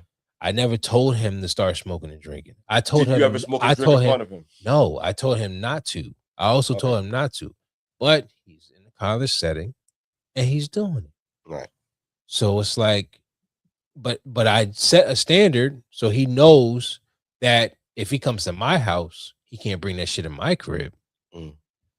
But he's going to go out. That But may he's be a going to go out moment, there and not do that who shit. he is, though. That might not be his identity. That might be a moment in time that he's having now. I think it will be. I think it will be because of a standard that I set in the households. Like you're going to do that in the moment that you're with your friends, but you're not going to do that shit in my crib. You know, my eyesight is really getting bad. Whatever. Normally I could read this shit from this distance, but now I can't. Do you see the comments? Cool. Can you read the comments? Like father, like son. Sorry, the children should be like the parents. Who's the that's Snowman? It's not even 10168. Yeah. There's an old man, saying, bitch. like father, like son. The children should be like their parents, but better. Yeah, I agree. I absolutely agree. Snowman, bitch. That's what you want to do. That's how we set up to do it. But if we set them out into that world and we put them in that situation, no, there is absolutely no but.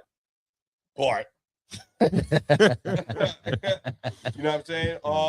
So me reading that 10 to 12, the adolescents and everything like that, the external, should we start being harder on them at that age? So try to drive it in more. Like, should we? I will say this: change our parental style instead of being like that cupcakes on the weekends and everything like that. Should we be turning to drill sergeants? So I can say this from my personal experience.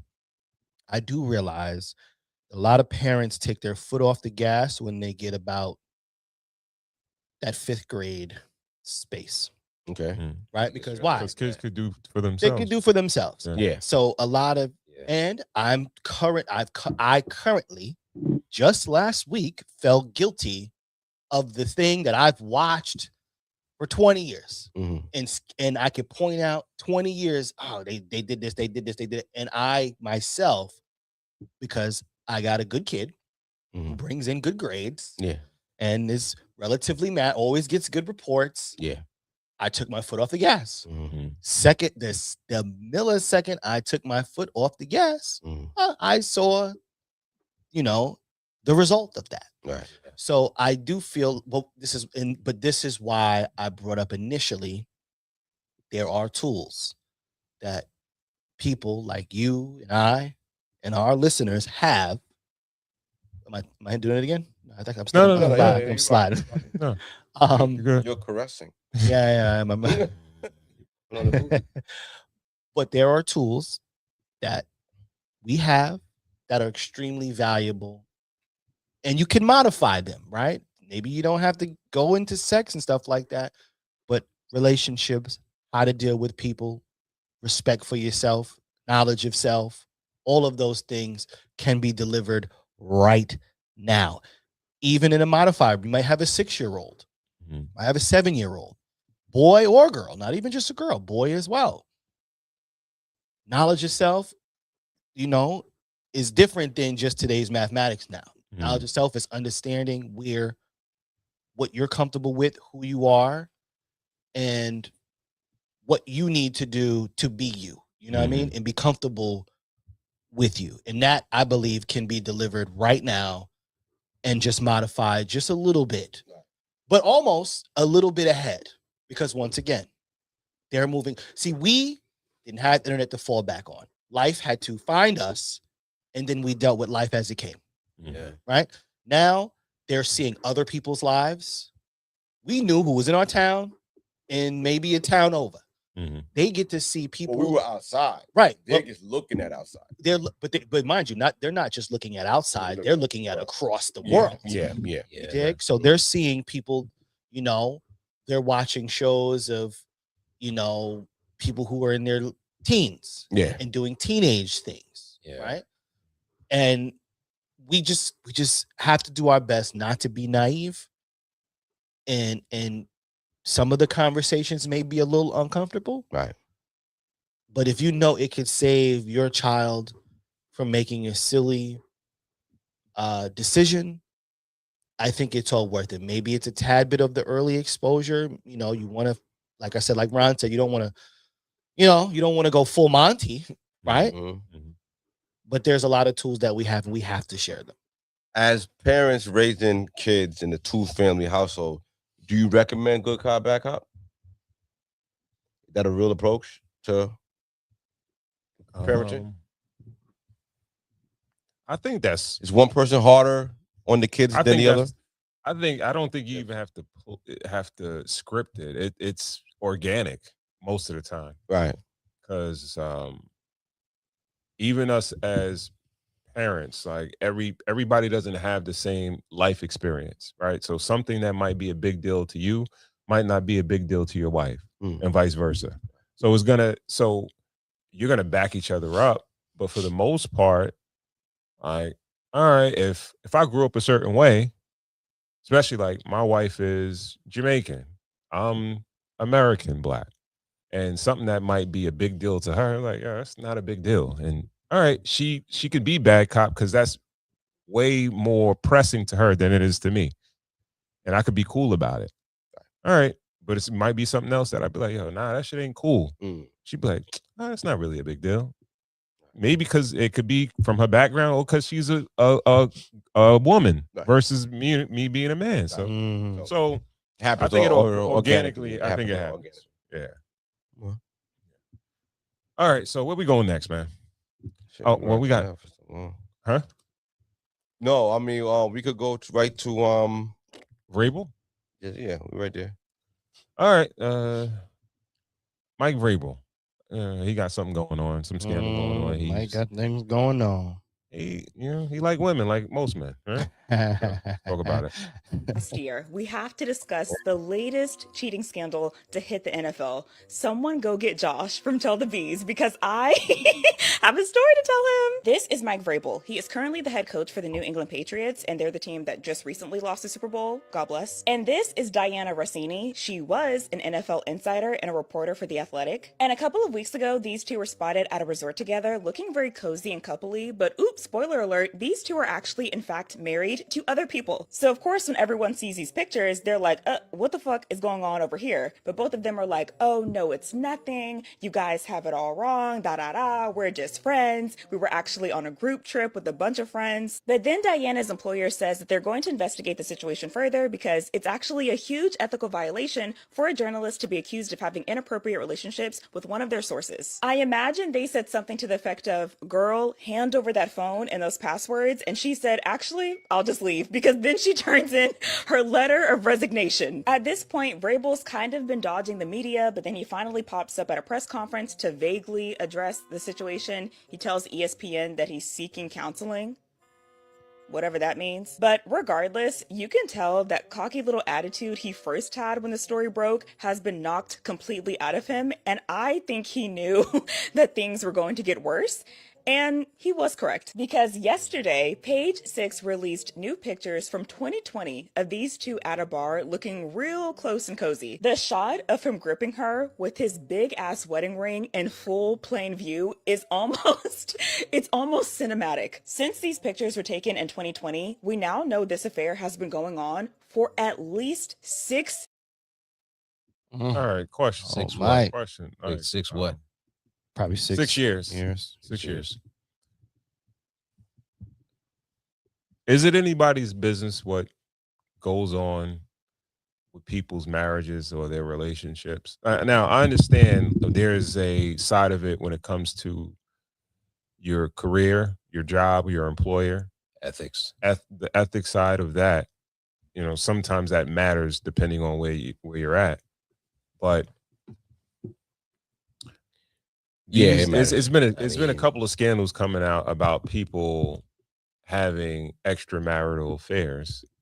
Every time it comes out that something like this happened, it sets women back. Like women should really be harder on these stories than they are. She should be excommunicated, casted out of the community, and just set to the side, because it sets it back. Because it's like, if she fucking, they all fucking. Don't take your belief and make it a generalized belief. GB got to do that, man. That's why he's here, man. Yeah. I mean, right? I don't know. That's where my brain works. Like, if she going, they all going. You know what I mean? And that, if you gotta take that one bad apple ruins the bunch. But they never blame the woman, though. They always blame the guy. The guy always takes the heat. I mean, he's the married one, so I get it. But, they're both married. Oh, they're both married. Yeah. But like I said, but she's the support. Like, her job is not really that important. Like, he's the coach. What do you mean? She's just a reporter. Oh, but that's he said her job is not important. Yeah, like, yo, anybody could do that. Like, she's doing a man's job. What do you and mean? We're trying to accept women into these men roles, and niggas keep fucking niggas. Being a reporter is a man's job? Being a reporter in the national sports organization, Like when has women ever been around sports like that? Like it's a new thing, and Is it's it? like every time we see a chick on TV, we just gotta assume that she's fucking a nigga now. I think that's views of I think GB. I think that's the extreme. views of GB are not necessarily I the views. I think that's extreme. Look at that. I think that's Start with extreme. me and let's bring it down there. Nah, I really kind of feel like women having a liberal mindset with her doing what she's doing and being in her, it ruins it for Doris Berg, Pam, Oliver, Erin Andrews, Malika, Andrew, anybody who's doing their, and any other reporter who's actually working that beat and going back to their hotel room, or a reporter who's leaving her family, leaving her husband, and going on the road and doing stories. This has got to be a major setback, because I'm pretty sure all their husbands are looking at them like, yo. Well, then you're gonna have to say that women shouldn't be working in male. I wouldn't let my fucking. I would never let my wife do that. A reporter? No, be on a road with niggas and be like, my wife ain't never doing that. That nigga was a whole clown for letting his wife go and do that.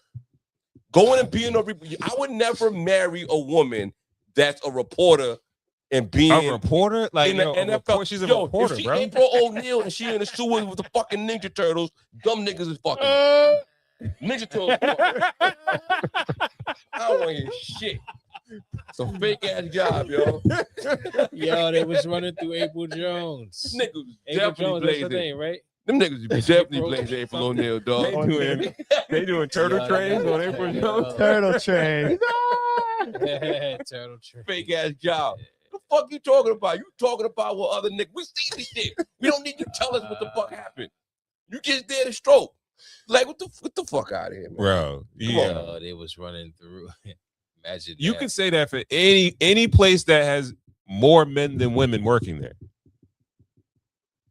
Yeah, I don't think. But you could say that, like, yo, it doesn't matter. Yo, Like, first of all, a sports announcer chick is more than likely gonna be bad. So she's gonna be married to somebody. So it's not obviously it don't matter. So the fact that a woman gets in this type of game, she knows that she's gonna be surrounded by dudes.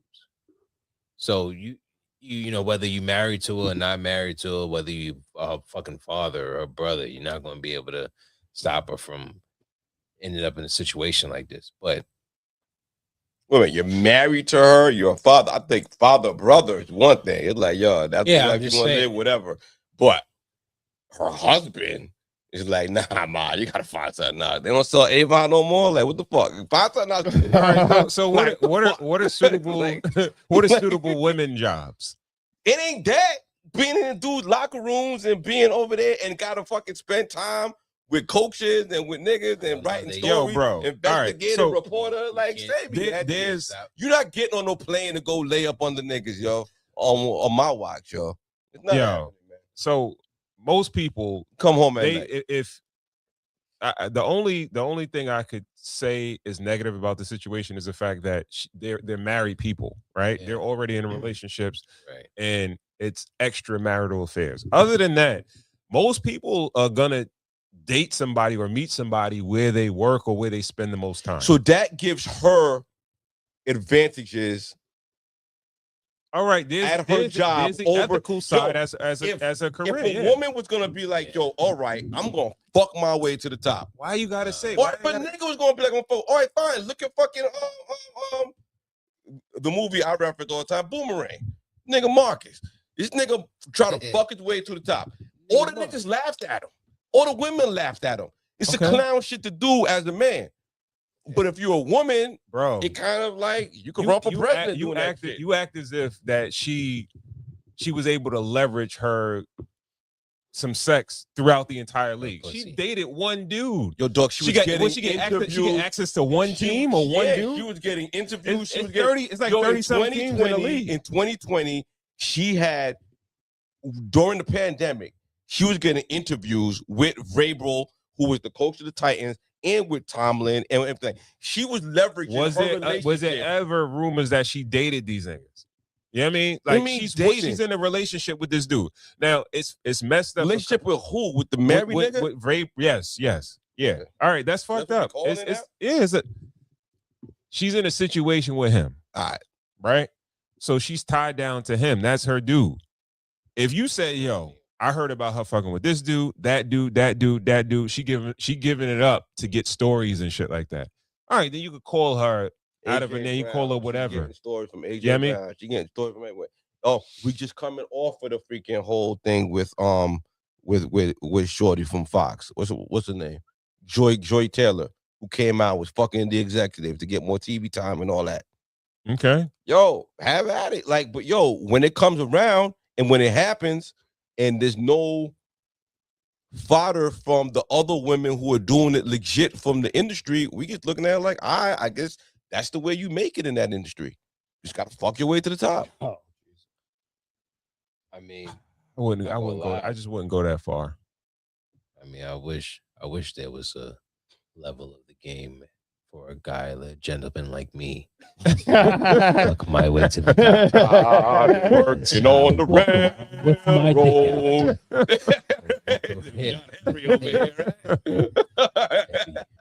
More work than I've ever put in my life.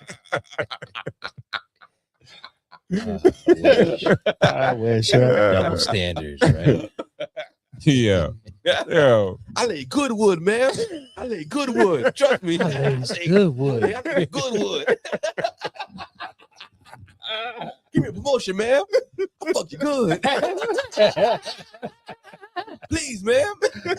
Yo, nigga fuck their way to the top. Nigga be king. I'll be king of the United States, nigga.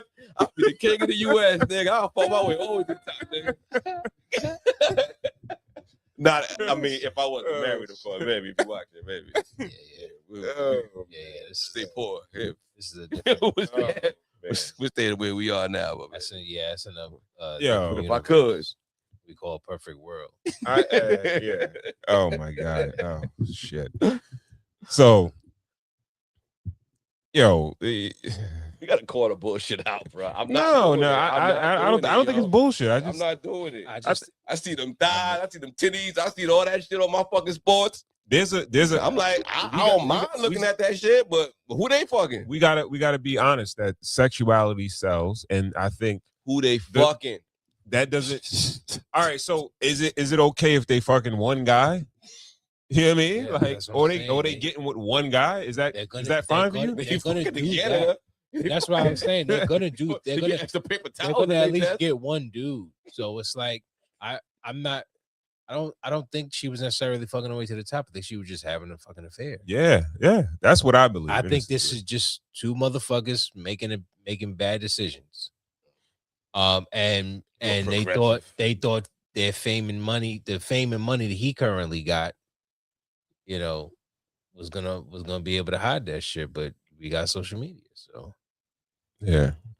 Nothing to see here. Just nothing to see here, folks. Nothing to see. Show's over. I'm saying you never know the context behind somebody's relationship, their marriage, or whatever. You know what I mean? So we were talking earlier about what we asked the question of what makes a man want to cheat or step out of their relationship.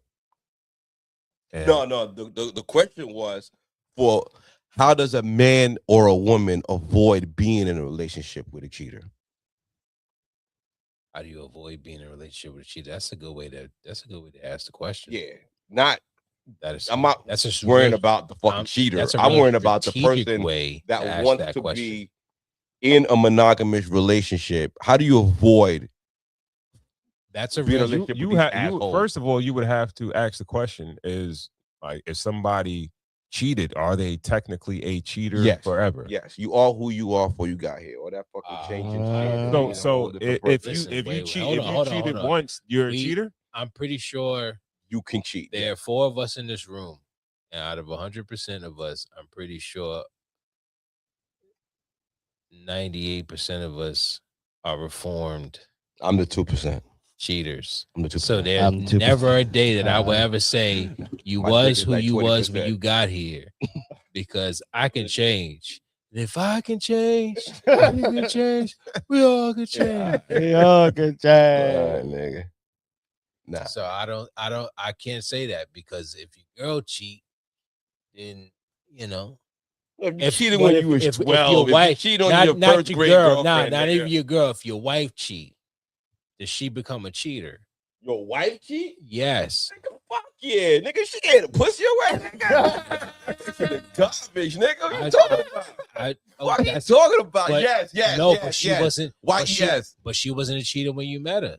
Oh, she cheated in the past. No, I'm saying she cheated with you. He asked, if you cheat, does that make you a cheater, and are you scarred for life as a cheater? You say yes. You was who you was when you got here. Yeah. So then my question is, if your wife cheats, does that make her a cheater? Not your girl. Your wife. If your girl cheats, like going forward, she's a cheater? Does she go? Is she a cheater from this point on? She cheated on you while you were married? While y'all are married? Yes. There's nothing to even talk about. It's like a no. What are we talking about? But that wasn't who she was when she got here, though. No, all right. Well, that's what you knew of her. Like, there's a whole side of her you obviously didn't know. Shorty's gallivanting all over the country, writing fucking explosive stories and shit, and getting blazed in hotel rooms and out in the open. I'm pretty sure, homeboy. I'm pretty sure there was clear signs that she was cheating on homeboy. She's coming off that plane, coming off the shit, not being affectionate, not wanting to fuck, just being like, yo, it's mad. You know what I mean? Pussy loose to the motherfucker, baseball big ass nigga. Pause. You know what I'm saying? Nigga's a fucking NFL linebacker. You know what I mean? Like, what the fuck? Like, there's all types of shit coming. Like, there's clear signs of your person is a cheater. Your person has a look. Your person talks flagrant. First of all, these are the signs. Yeah, give us the signs. She's been known to talk flagrant on like podcasts and really talk flagrant about her. I don't have too much. Well, yeah, there's been like a couple of stories about her. Like what? I like public disrespect. I think is a sign of someone that would cheat on you. Public disrespect towards you, or just in general towards you. She's shown that. Yeah, against her husband. We could. She talked shit about her husband publicly. Yeah, like demeaning. I could send a couple of clips over, but okay. As a whole, like. Got you. Yeah. Got you. Okay. Nah, is that? Do you agree with that? I probably would if you kind of disrespected your significant other. Yeah. If you show a certain level of disrespect, or you show that you don't respect your significant other, then you probably would cheat on that person. Or if you don't, people don't want to be with people that they don't respect. So but I feel like especially women, most common relationships. Oh damn, sorry to hit you. Most common relationships come with a level of mutual respect. If there's no respect there and it becomes public, then you lost it at some point in y'all's relationship.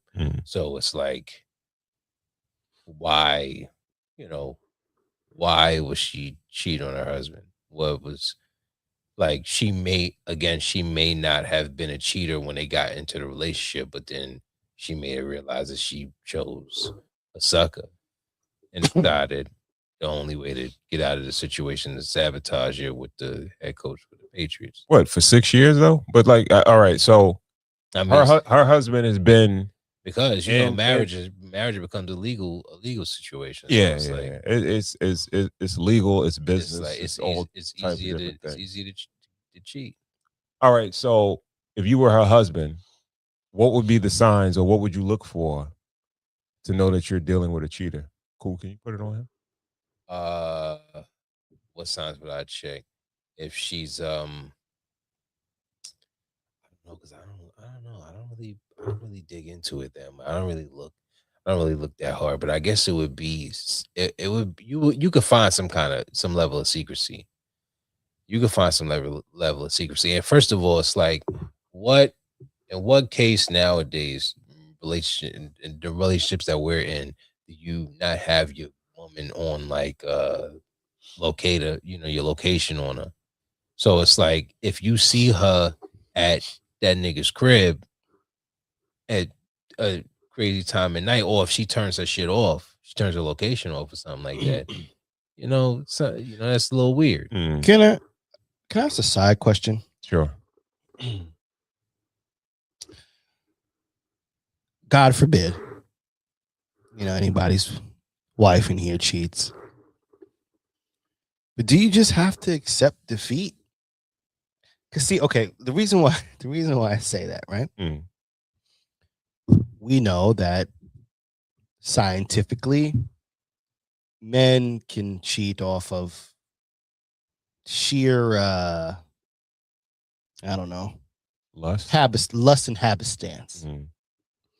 Scientifically, they say that women, are more prone to cheat for emotional and all of those, in other words, choosing, right? So we do see a lot of bad things happen when a man finds out that, right? They do harmful things to everybody, right? But in that case, should you just tell the brother, like, she chose a player that's greater than you? Like, should you look at it? Well, not should they look at it more like, no, she found someone that was better than I. No, I don't think that's necessarily. But women, I think there's still because women ask that question. Women are like, "Well, what was it that she did that I didn't do?" But in reality, for guys, that's nothing to do with that. It could be, she just had a fatty, and I just got. We're definitely more primal and right?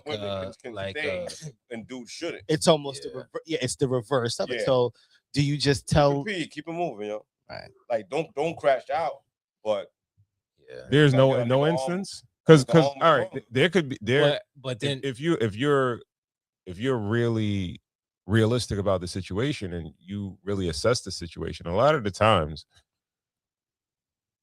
well, not say a lot of the time, some of the times it's because of neglect, and it's a dude that's right there in the pocket that's giving what you're not giving at that moment because you're not paying attention.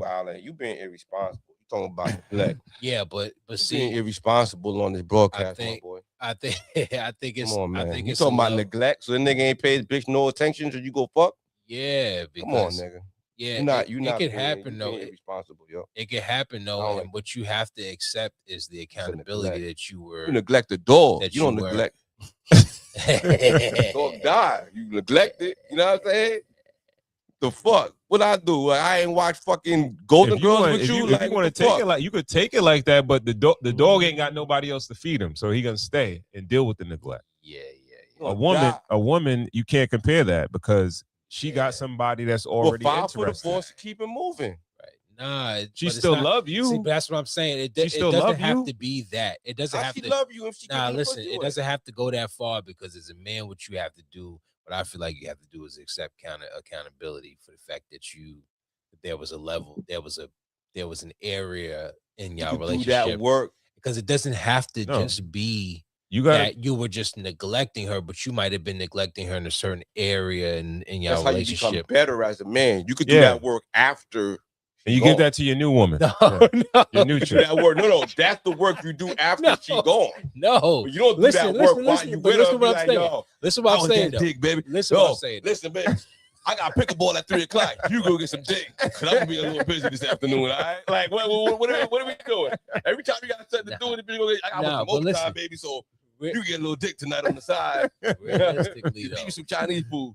Whatever little main that nigga don't eat, leave it for me.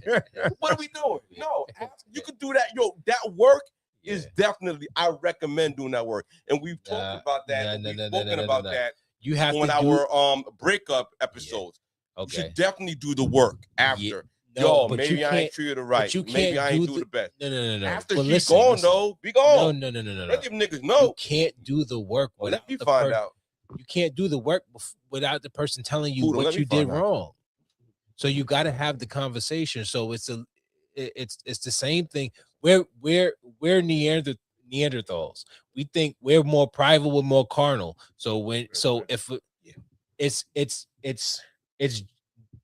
easy for us to go cheat just because a girl busted open in front of us, and we're like, all right, well, I like this, so I'm gonna indulge.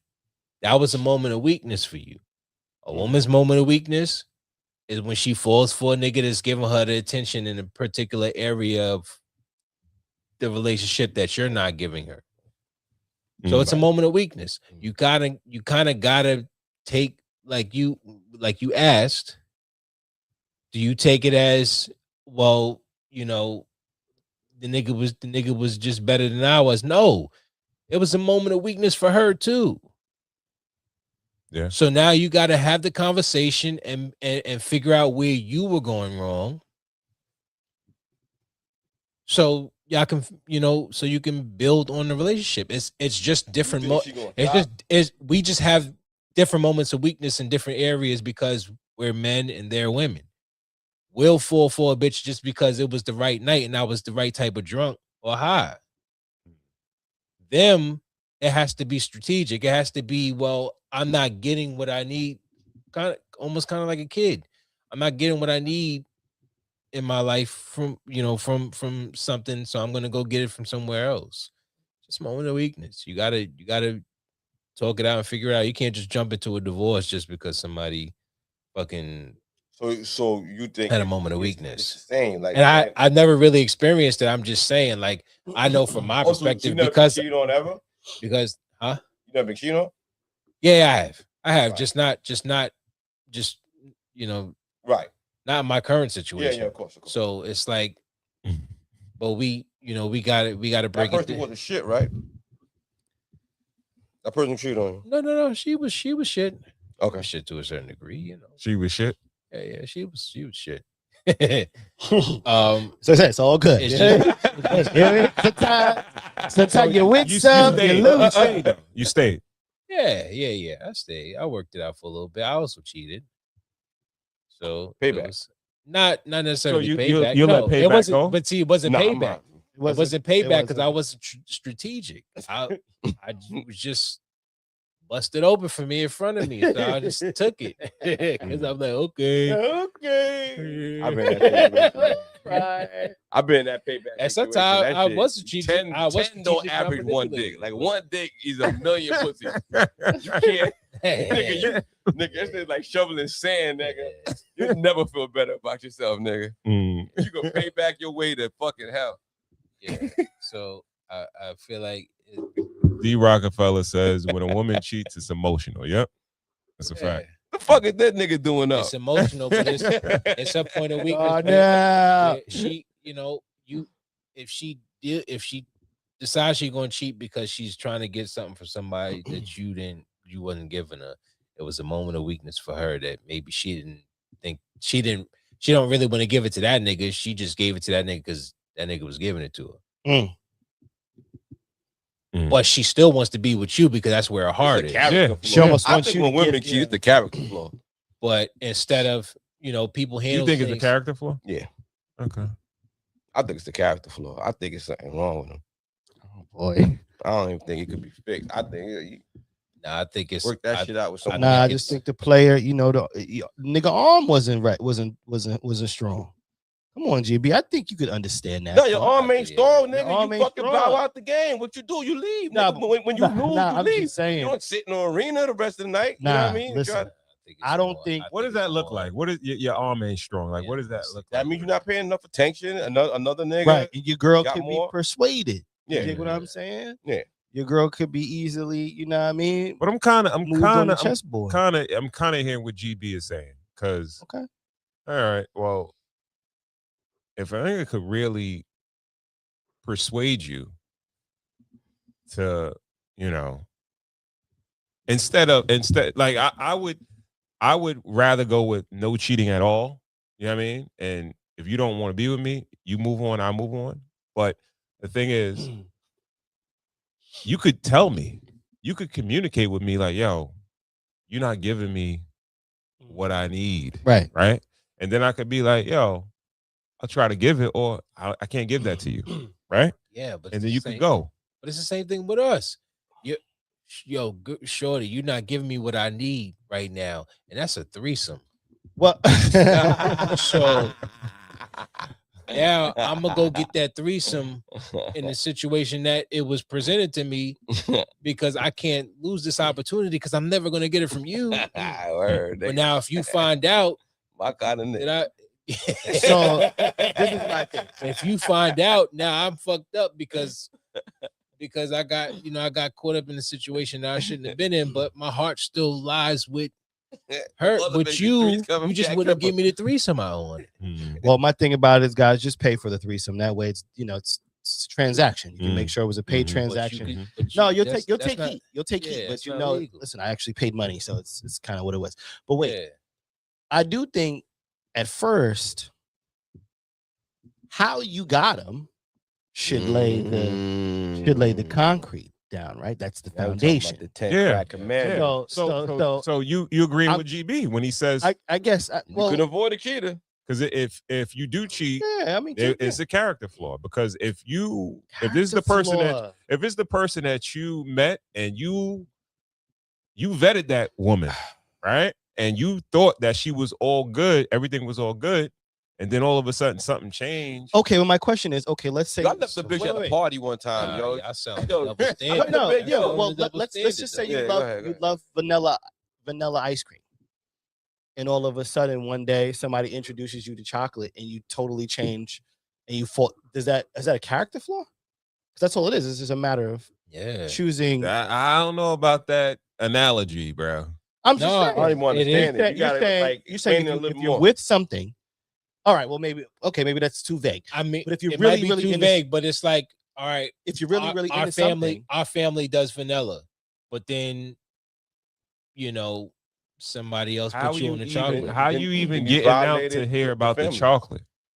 Because somebody. That's what I'm saying. Somebody puts you on to the chocolate. Attention. Yeah, it might be because exposure is inevitable. Chocolate ice double back. If you were raised in a Muslim household, right, and then you go to the store and you go eat a bacon, egg, and cheese, you foul. That's a character flaw to you.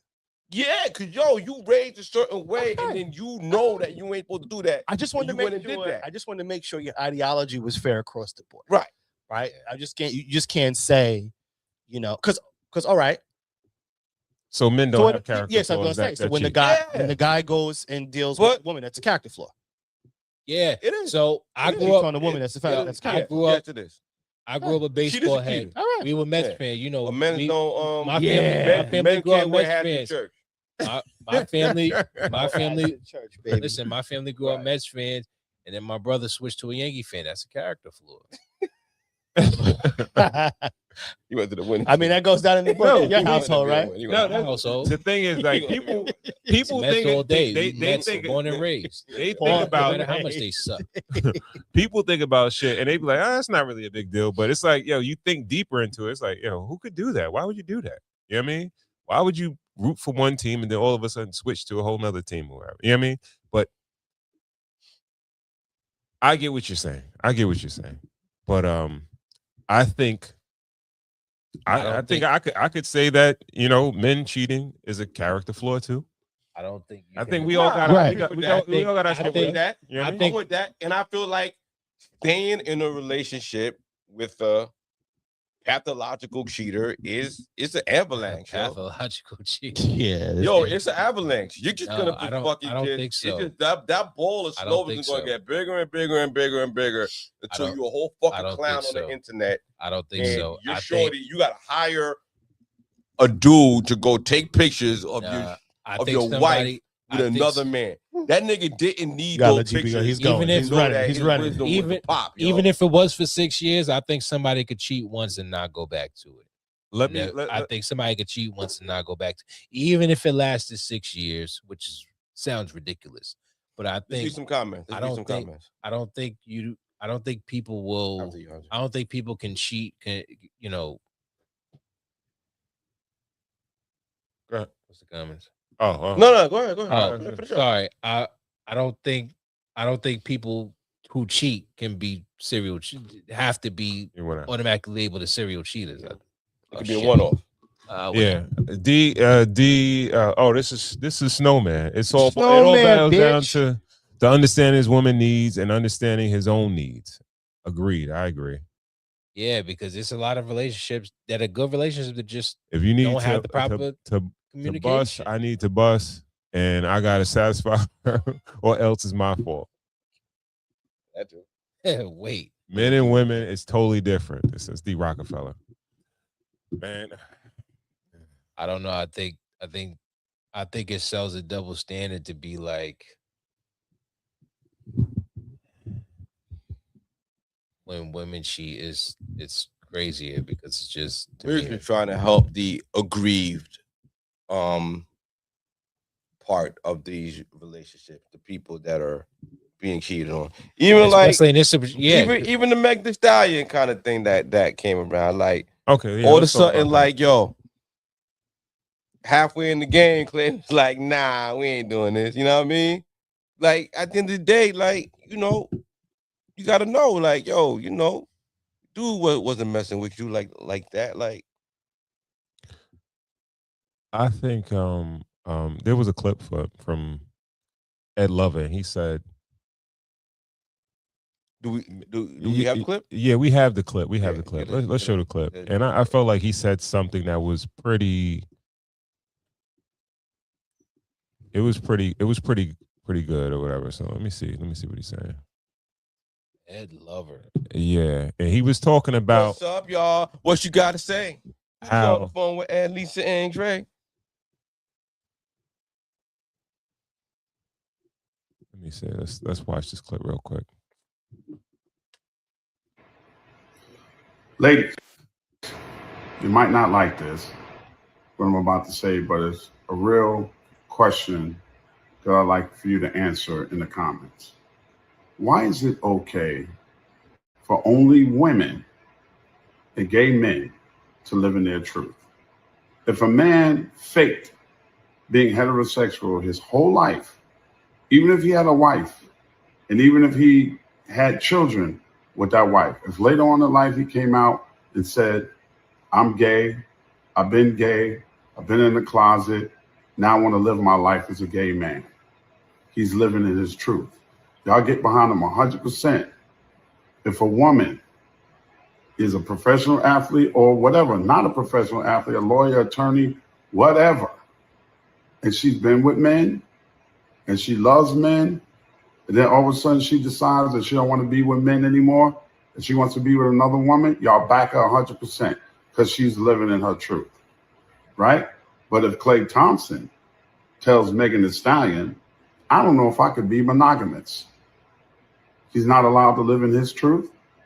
If Neo decides that he doesn't want just one woman, he wants 3 or 4 women, that's his lifestyle choice.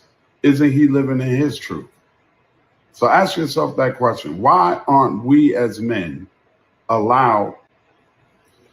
Ladies, you might not like this.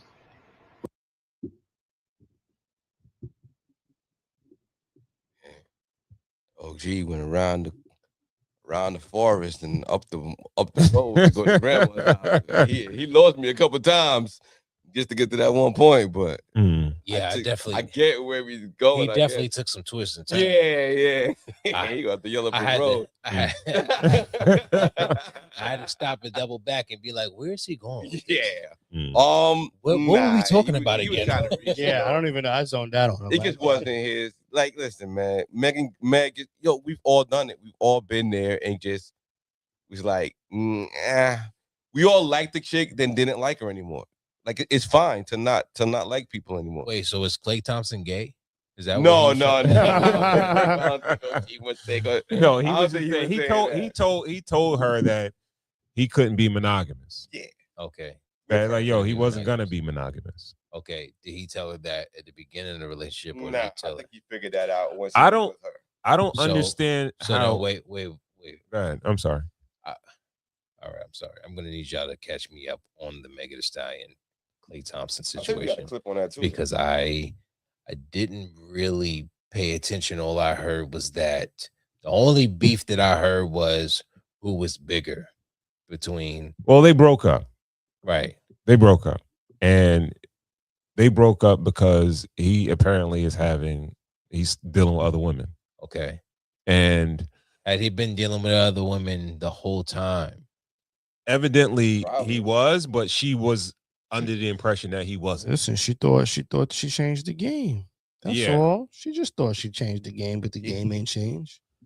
I think I thought she was bigger than the program. I think it's hilarious that women will ask for certain characteristics out of men, and when the man checks all those boxes and then he has mad women after him, you expect him to just be with you, right? When he's what all the women want. He has the money, he has the height, he's I think high yellow nigga, you know what I mean? All this other stuff, right? Yeah. He's a celebrity, all that. He has everything that y'all are asking for. Splash, and then you surprised when he has more than one woman. That's a fact. And you expect for him to just be with you. No, she did, because he made that commitment to her in the beginning of the relationship. That's what I was asking. Yo, they made. That's what I'm asking. If you was him, would you make that commitment to her? Nah, yeah, I'm good. All right. So what make you think that he would make that commitment to her? I ain't him. I don't know what he was the thing is, I believe he tried it.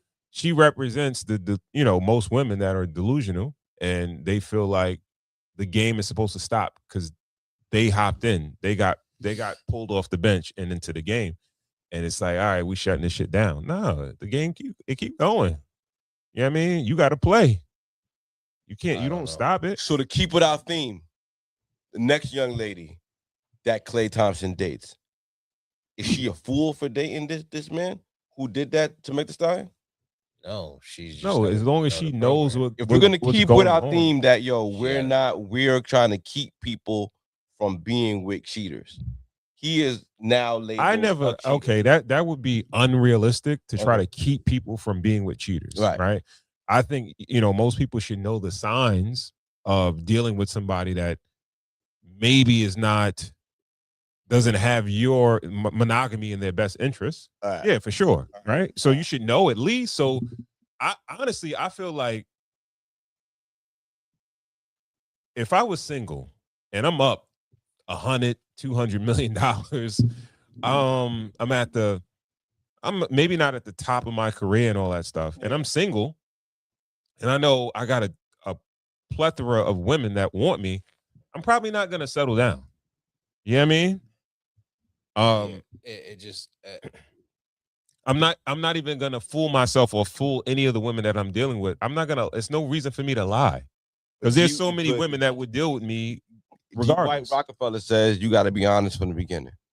Yeah, be honest from the beginning. Tell me be honest from the beginning, but my question is, was he honest from the beginning? She's saying he wasn't. She's saying he wasn't. So if you take her word for it, then he was, he was fronting. And then, first of all, Megan Thee Stallion, I'm sure, is not going to agree to, oh yeah, you want to fuck bitches, other bitches too? Why you fucking me? She's got it. She still got to fucking image herself. She's a cheater too, though. Who she cheat on? She cheated on the last nigga. That's why he dumped her. Oh, the partisan Fontaine. Yeah, the record, the one that write the records. Well, I don't know if that's correct. I don't know if she cheated on him or that that's what he said. Well, I don't know if she cheated on him or that she alleged that she didn't have relationships. She's even worse. She's fucking her homegirls dudes behind their back. Her body count. Yeah, that's a part. That might be even more scandalous. What? You fucking your homegirl dude behind her back. That might be even more scandalous. So, how does she become dateable again? What does she do to become dateable again? We got a couple of comments. Ass and titties, ass and titties, and Megan Thee Stallion, and all the stuff she raps about. Guys run all day for pussy. That's easy. Huh? He said, how is she back on the date? On the. Well, yeah. How does one wipe ass her and titties? Up? Like, how do you? Yeah, ass and titties. Right. And her name is Megan Thee Stallion. Yeah. She, You know, it's simple for dudes. And she's gonna be half naked in public, and she's gonna be simple. It's simple. Do you think like a man of Klay Thompson's caliber doesn't want his woman to be what she represents? To make songs like Wet Ass Pussy and all that? He doesn't have a caliber right now. He wants to fuck different chicks. His caliber is whores. All right. Okay. Or polygamist. Yeah. So it's like he doesn't have a caliber. So it's like they both just young niggas trying to figure themselves out. You know the crazy thing? I think Klay Thompson's gonna be married in 18 months. He could be. He could be. Yeah, I think he's gonna find a shorty and he's gonna get married. I think in this relationship he found out exactly what he wanted in a woman. Well, that's fine because by finding out what he did, and we've all been in relationships like that. I think we've all dated women that we liked, but she just was not who we wanted to be with. Oh yeah, definitely. You know what I'm saying? Yeah. And you have to go through that to find out who your wife is gonna be. You know what I mean? Yeah. Because you think, you want the fun girl, you want the freak, you want this, you want that. So you got her, and you like, this shit, you don't turn this shit off. Like, what the fuck is this shit all day? You know what I'm saying? And he's like, and then you get like, nah, you know what? I'm gonna go with the square. Well, don't do what I did with a girl like that to have a kid with her. Oh, salute. You can say that. I mean, I love what I'm saying, like, what ultimately went wrong though? What with the fun girl? Yeah. She cheated. Did she cheat? Or she did the all right, if she does the slut shit with you, that's one thing. But was she doing the slut shit with somebody else? Speculated, not fully proven, but speculated. But you know, talking about high school, teenage started out of high school, right out of high school. You had too good of a time. You was loving it. Yeah. I'm loving it. McDonald's. Fucking raw. You got the fuck raw, right? Yeah. Man. You get the fuck raw, nigga. You took a ride, nigga. That's how I learned. Snowman says, I feel like public relationships ain't deep. It's all shallow. It's for image, I guess. That's what I believe. That's exactly what I believe. Snowman is right? definitely on the same train as you. That's what I believe. You think it's all cap? I believe so, because it doesn't. If it don't make sense, if it doesn't make common sense, right? For what I know her as to be, yo, bro, like, what are you talking about? She be with people. She be in relationships. Like, she is a relationship girl. Like, she is someone that be in relationships, but she just in a lot of them. All right. No, publicly she's in relationships, but then throughout this whole scandal shit that happened with the shooting and everything like that, you heard about all the side niggas she was fucking. You know what I mean? And how she did her homegirl a couple times, and how she fucked a couple NBA niggas and this nigga and that nigga. You understand what I'm saying? It's like, oh, you out here fucking. Are you really doing your thing? All right, fine. You a single woman or whatever. It's fucked up that you cheating on you supposedly be in a relationship with another nigga, but you probably dealing with other niggas, but then you backstabbing your homegirl. That's fucked up.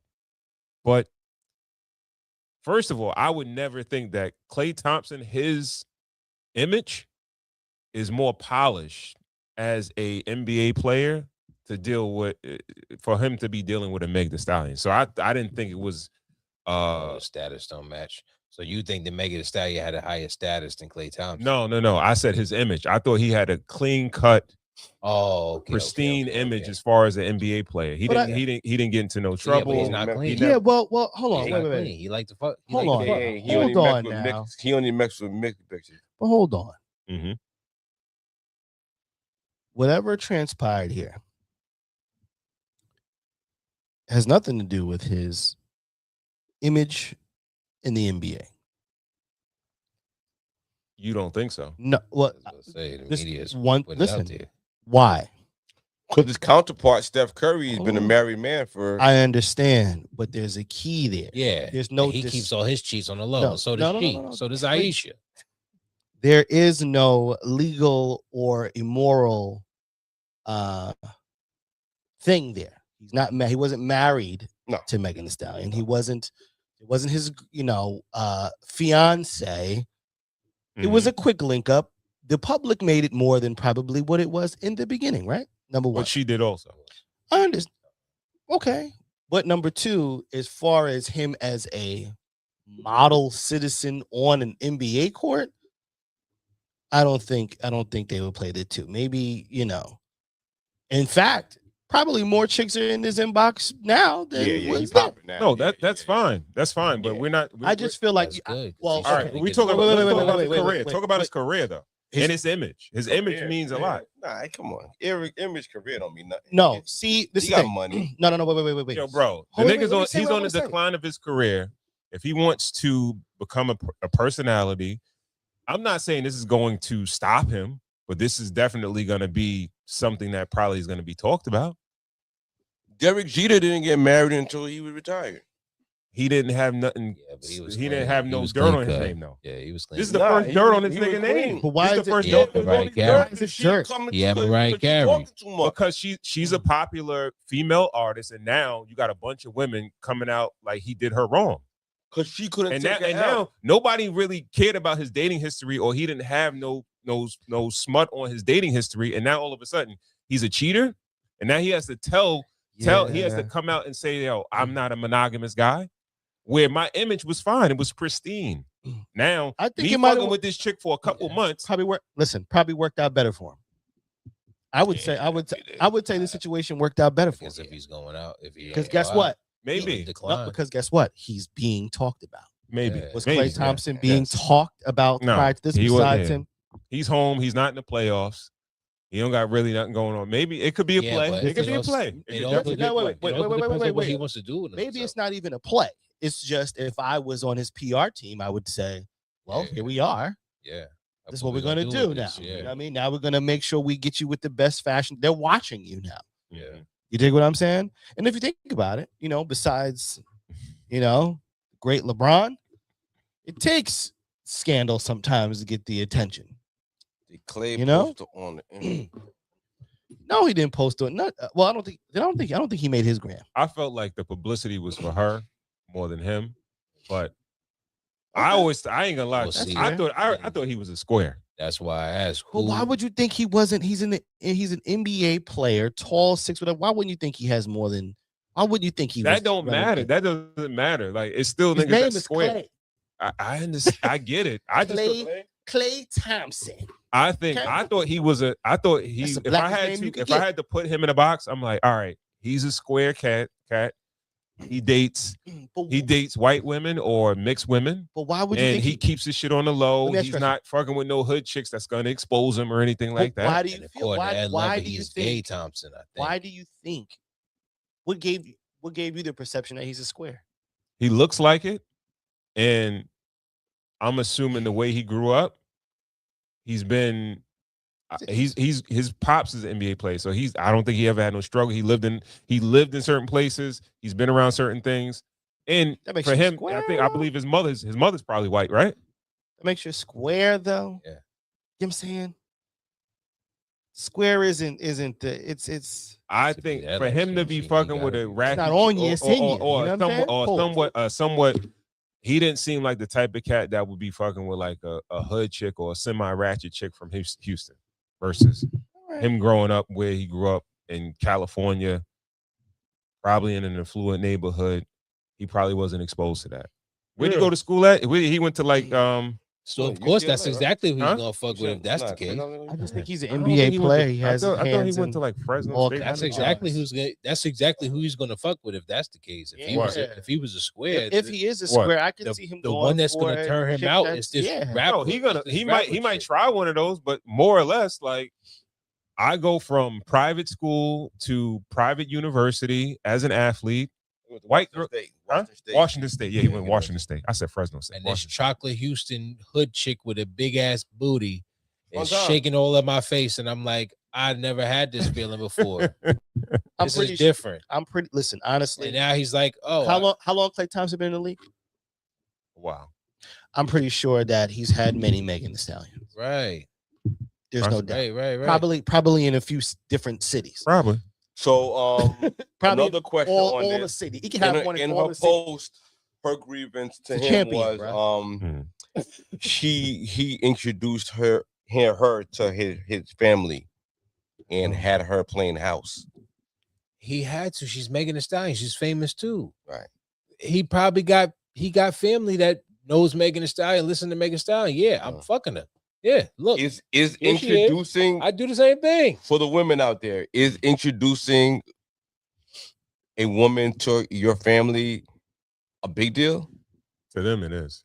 No, it should be. It is. It definitely is. It definitely is. If you value, Right. if you value your But- family, I guess. But she's a celebrity. It's Yeah. not. That's Family will different. hold you down, though, right? That's different. If I was walking down the street and a celebrity that I know and I like and I admire, I'm like, yeah, how you doing? Come to my house. Yeah, they like, yo, I'll come here out to meet your family. I'm like, hell yeah, come to my crib. Yeah. Meet the family. We have a meatloaf tonight. Yeah, right. You want something to eat? So yeah, so it's Yeah. and then So it's not a big deal. and then you're Introduce putting you your to my dick in mama. her? Hell yeah, Introduce bring them you to to your grandma mama. and It's not a family. big deal. It's not a big deal. No, Par for not the for course. yeah. That's not even- That's just the lifestyle that they live in. That shit like that is just gonna happen. Because any old body coming home. Yeah, you Not gonna any old. no. body. That's what I'm Okay. saying. No, the No, point he's is saying it's he's saying Megan he's Thee saying, Stallion. no, he's saying as a regular person, if a celebrity, yeah, I'm gonna come and yeah. All right, and then Klay also Thompson Klay has Thompson, probably yeah, got she's him- a celebrity too. So He's you know what I mean? probably gotten plenty of different ass, but he hasn't gotten Megan Thee Stallion ass. Yeah, she's coming home right away. Oh, so Yeah. her count. Okay, all right. I think because you of don't. her- It's my trophy. It's All right, like trophy. he said, I think he might have messed with other chicks that looks caliber at Megan Thee Stallion level. Yeah, Right. But they probably don't get Don't to have come the home to Megan meet the Stallion. family. Right. right. Because She's Megan Thee famous too, Yeah. so she gets to come Copy, home copy, and meet the copy. family.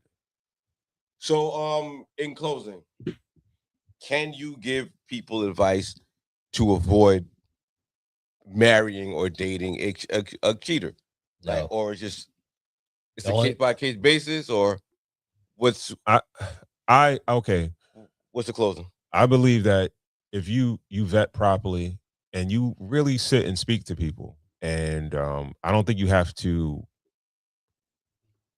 dig super deep, but you ask certain questions, and I think people will let you know who they are. And if you'll hear like you ask a general question. All right, well, when was your last relationship? Oh, with such and such. Why'd you guys break up? He's like, well, it had to be, I'd rather not say, or it was infidelity. If you see a recurring theme, then yeah, chances are that person is a cheater. Now, I don't believe that if you were to ask every person, yo, did you ever cheat on somebody? And they say, yeah, that means they ultimately a cheater. No. Some people, they've been in relationships where they haven't fully matured. They might have been in a space where they weren't at the point where they were ready to settle down. But when they were ready to settle down, they settled down wholeheartedly. Okay. So I don't think you could paint everybody with that brush. But if you spend time and really date the person and really know the person, you'll figure out who you're dealing with. And certain other characteristics that you'll see in people will show you who they are. Like what? Where it's like, if usually when somebody is overprotective or extra, they want to know where you are, or controlling, that's because either they cheat or they've been cheated on before. So either way, you probably want to you want to avoid that person, because if you're dealing with somebody that's been cheated on before, they are dealing with trauma, and you're going to have to pay for that trauma, or you're going to be dealing with somebody that is a cheater, and you're going to be worried about where the fuck they are all the time. So I think that's one. What's another one? If someone has a lot of friends of the opposite sex, they probably are a cheater. That's presumptuous of you. No, I don't think so. Huh? I think that's a not- very not what I would telltale say. sign. I think that's a You telltale would sign. disagree with me for saying What? that. Whatever you just said sounds very presumptuous. So a person can't have a bunch of friends of the opposite sex? Okay. No. I don't think so. Right. No, they could have it. I wouldn't trust them. Okay. Holly thoughts? Wait, before we go, let's just use our common sense, right? Use your common sense. Right? If there's a female, right, and it's 10 of us as a friend group, and she hanging with us all the time, you ain't think somebody fucked her or somebody's fucking her? So wait a minute. So you're gonna say that is the case, but a female could work with a bunch of dudes and it's okay? You dismissed me when I said the show. Working and being in a friend group. No. Working and being in a friend group is different. No. You're not around the same niggas all the time. Yeah, you are when you go to work. No. That's your friend group. We're talking about the NBA or the NFL, right? You're not around like the same athletes every time. You run into this city, this game, that game, whatever, right? Yeah. You're running across a bunch of different athletes, but not the same ones all the time. Yeah, but a lot of them niggas is friends too, so it's almost kind of like it's a circle, still a circle.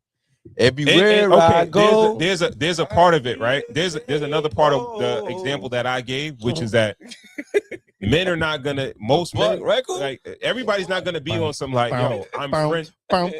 Everybody's not gonna be on some friends. I'm friends with these chicks. You understand what I'm saying? I think that's Somebody's gonna try to hit. Somebody's trying to hit. Well, I think it depends on how you roll. I think definitely depends on how you roll. I think at the end of the day, everybody just got to play their position. If you in a relationship with somebody, you play your position. You keep it straight. You keep it straightforward from the jump. And that's in a perfect world. Nobody's gonna keep it straightforward from the jump. You always gonna. I don't know no female. You're always gonna make the better impression at first, because even in a situation where, you know, it's like you gonna smile up in the girl's face when you first meet her. You're gonna bring her around people. You're gonna have, but she don't know your family background and where you came from and what mental issues you might have from the way you grew up and shit like that. Like all that shit, people change as they, you know, as you get older. We all change, whether it's for good or for bad. People can grow old and bitter. People can grow old and love life. Mm-hmm. And people could hate their life when they were young and love their life when they got older, and vice versa.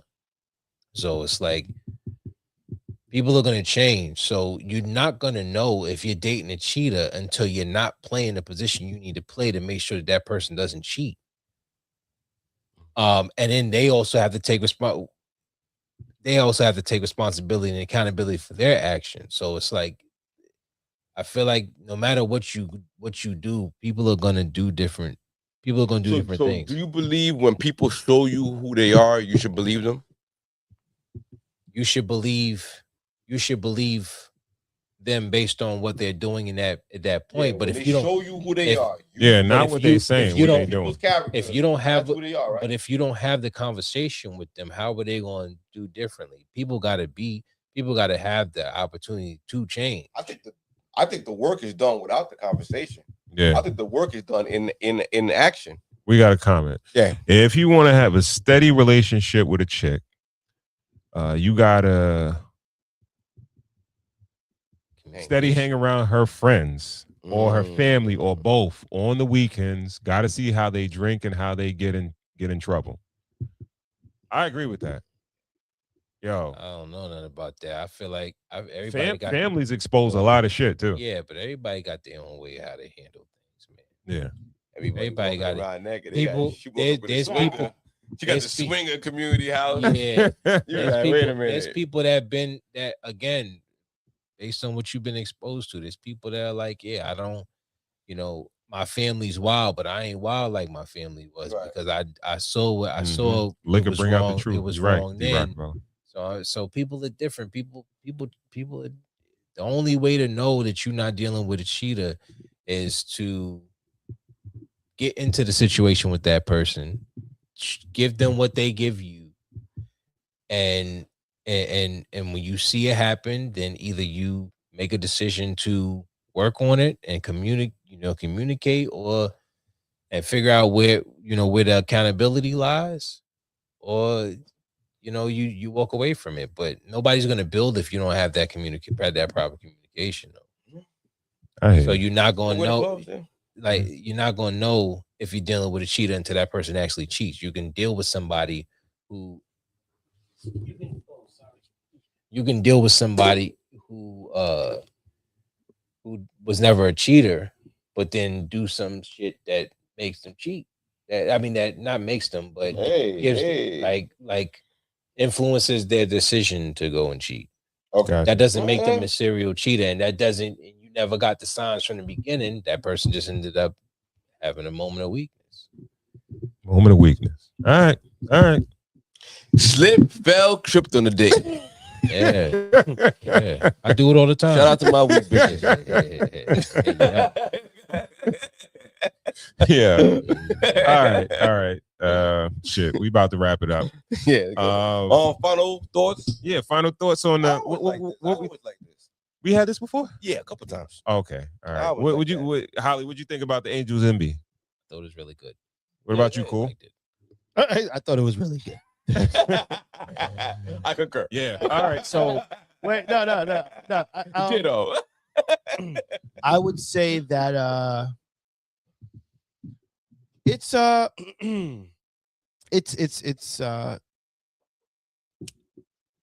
feel like I indulged. Had quite a few. Mm-hmm. But clean. I don't know. I feel like it's a very clean go. Sweet. You know Holly, what they I'm saying in the comment section, it says, so he's saying that he would forgive a woman that cheats on him. Boom. Yeah, that's all right. Camera on you. Yeah. You pretty much did that. Find a way to have the conversation to see if there's forgiveness to be given. Yeah, babe. What was it? We all have to have a moment to change. And I only say that because if I didn't have a moment to change, I'd just be a fucking fuckboy. So, yeah, man. I don't want to be a fuckboy. I don't want to be a fuckboy my whole life. Egalitarian, huh? We get married fuckboy. You know, it's equal on both sides. You you did your thing. I did my thing. Whatever. Hey. Oh yeah. I don't know. Maybe couples like that are more evolved. Yeah, I mean, I don't know. I think so. I think they're more evolved, and they might unlock something in a relationship. Maybe if your girl starts cheating, maybe that's something that you like, and maybe you can turn it into a swingers thing or a threesome thing.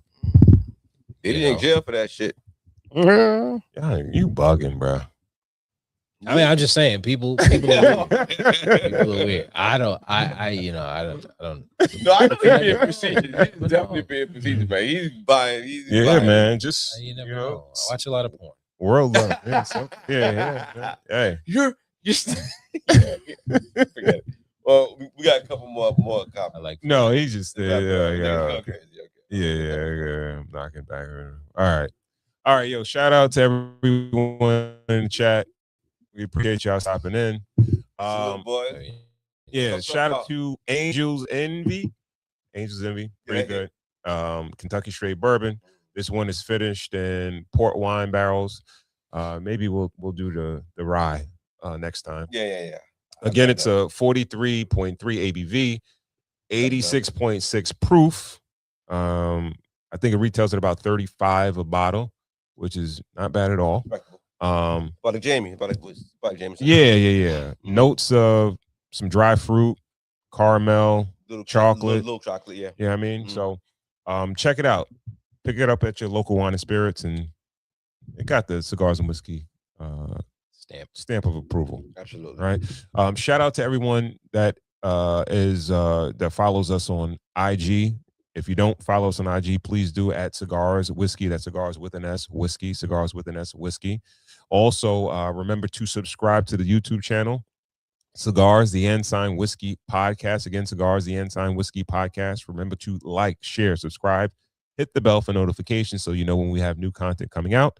Holly, let the people know where they can find you. Oh, I think it was good, really good.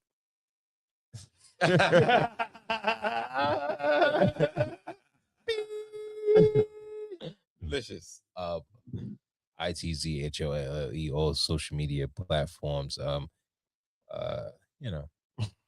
here, man. I appreciate y'all. I appreciate. We always appreciate. We appreciate you coming, bro. Appreciate you. Corey Cool. Tell What up, people where they can bro? find you, bro. Oh boy. At your local music venue. No. Cooluniversity.com. All right. And we want to thank you guys for tuning in to another episode of the Cigars and Whiskey podcast. We will catch you on the next one. Rest in peace, $1 billion. Man. Rest in Yeah, peace, rest in $1 peace, billion. billion. Peace, peace, peace. Peace, peace, peace, billion.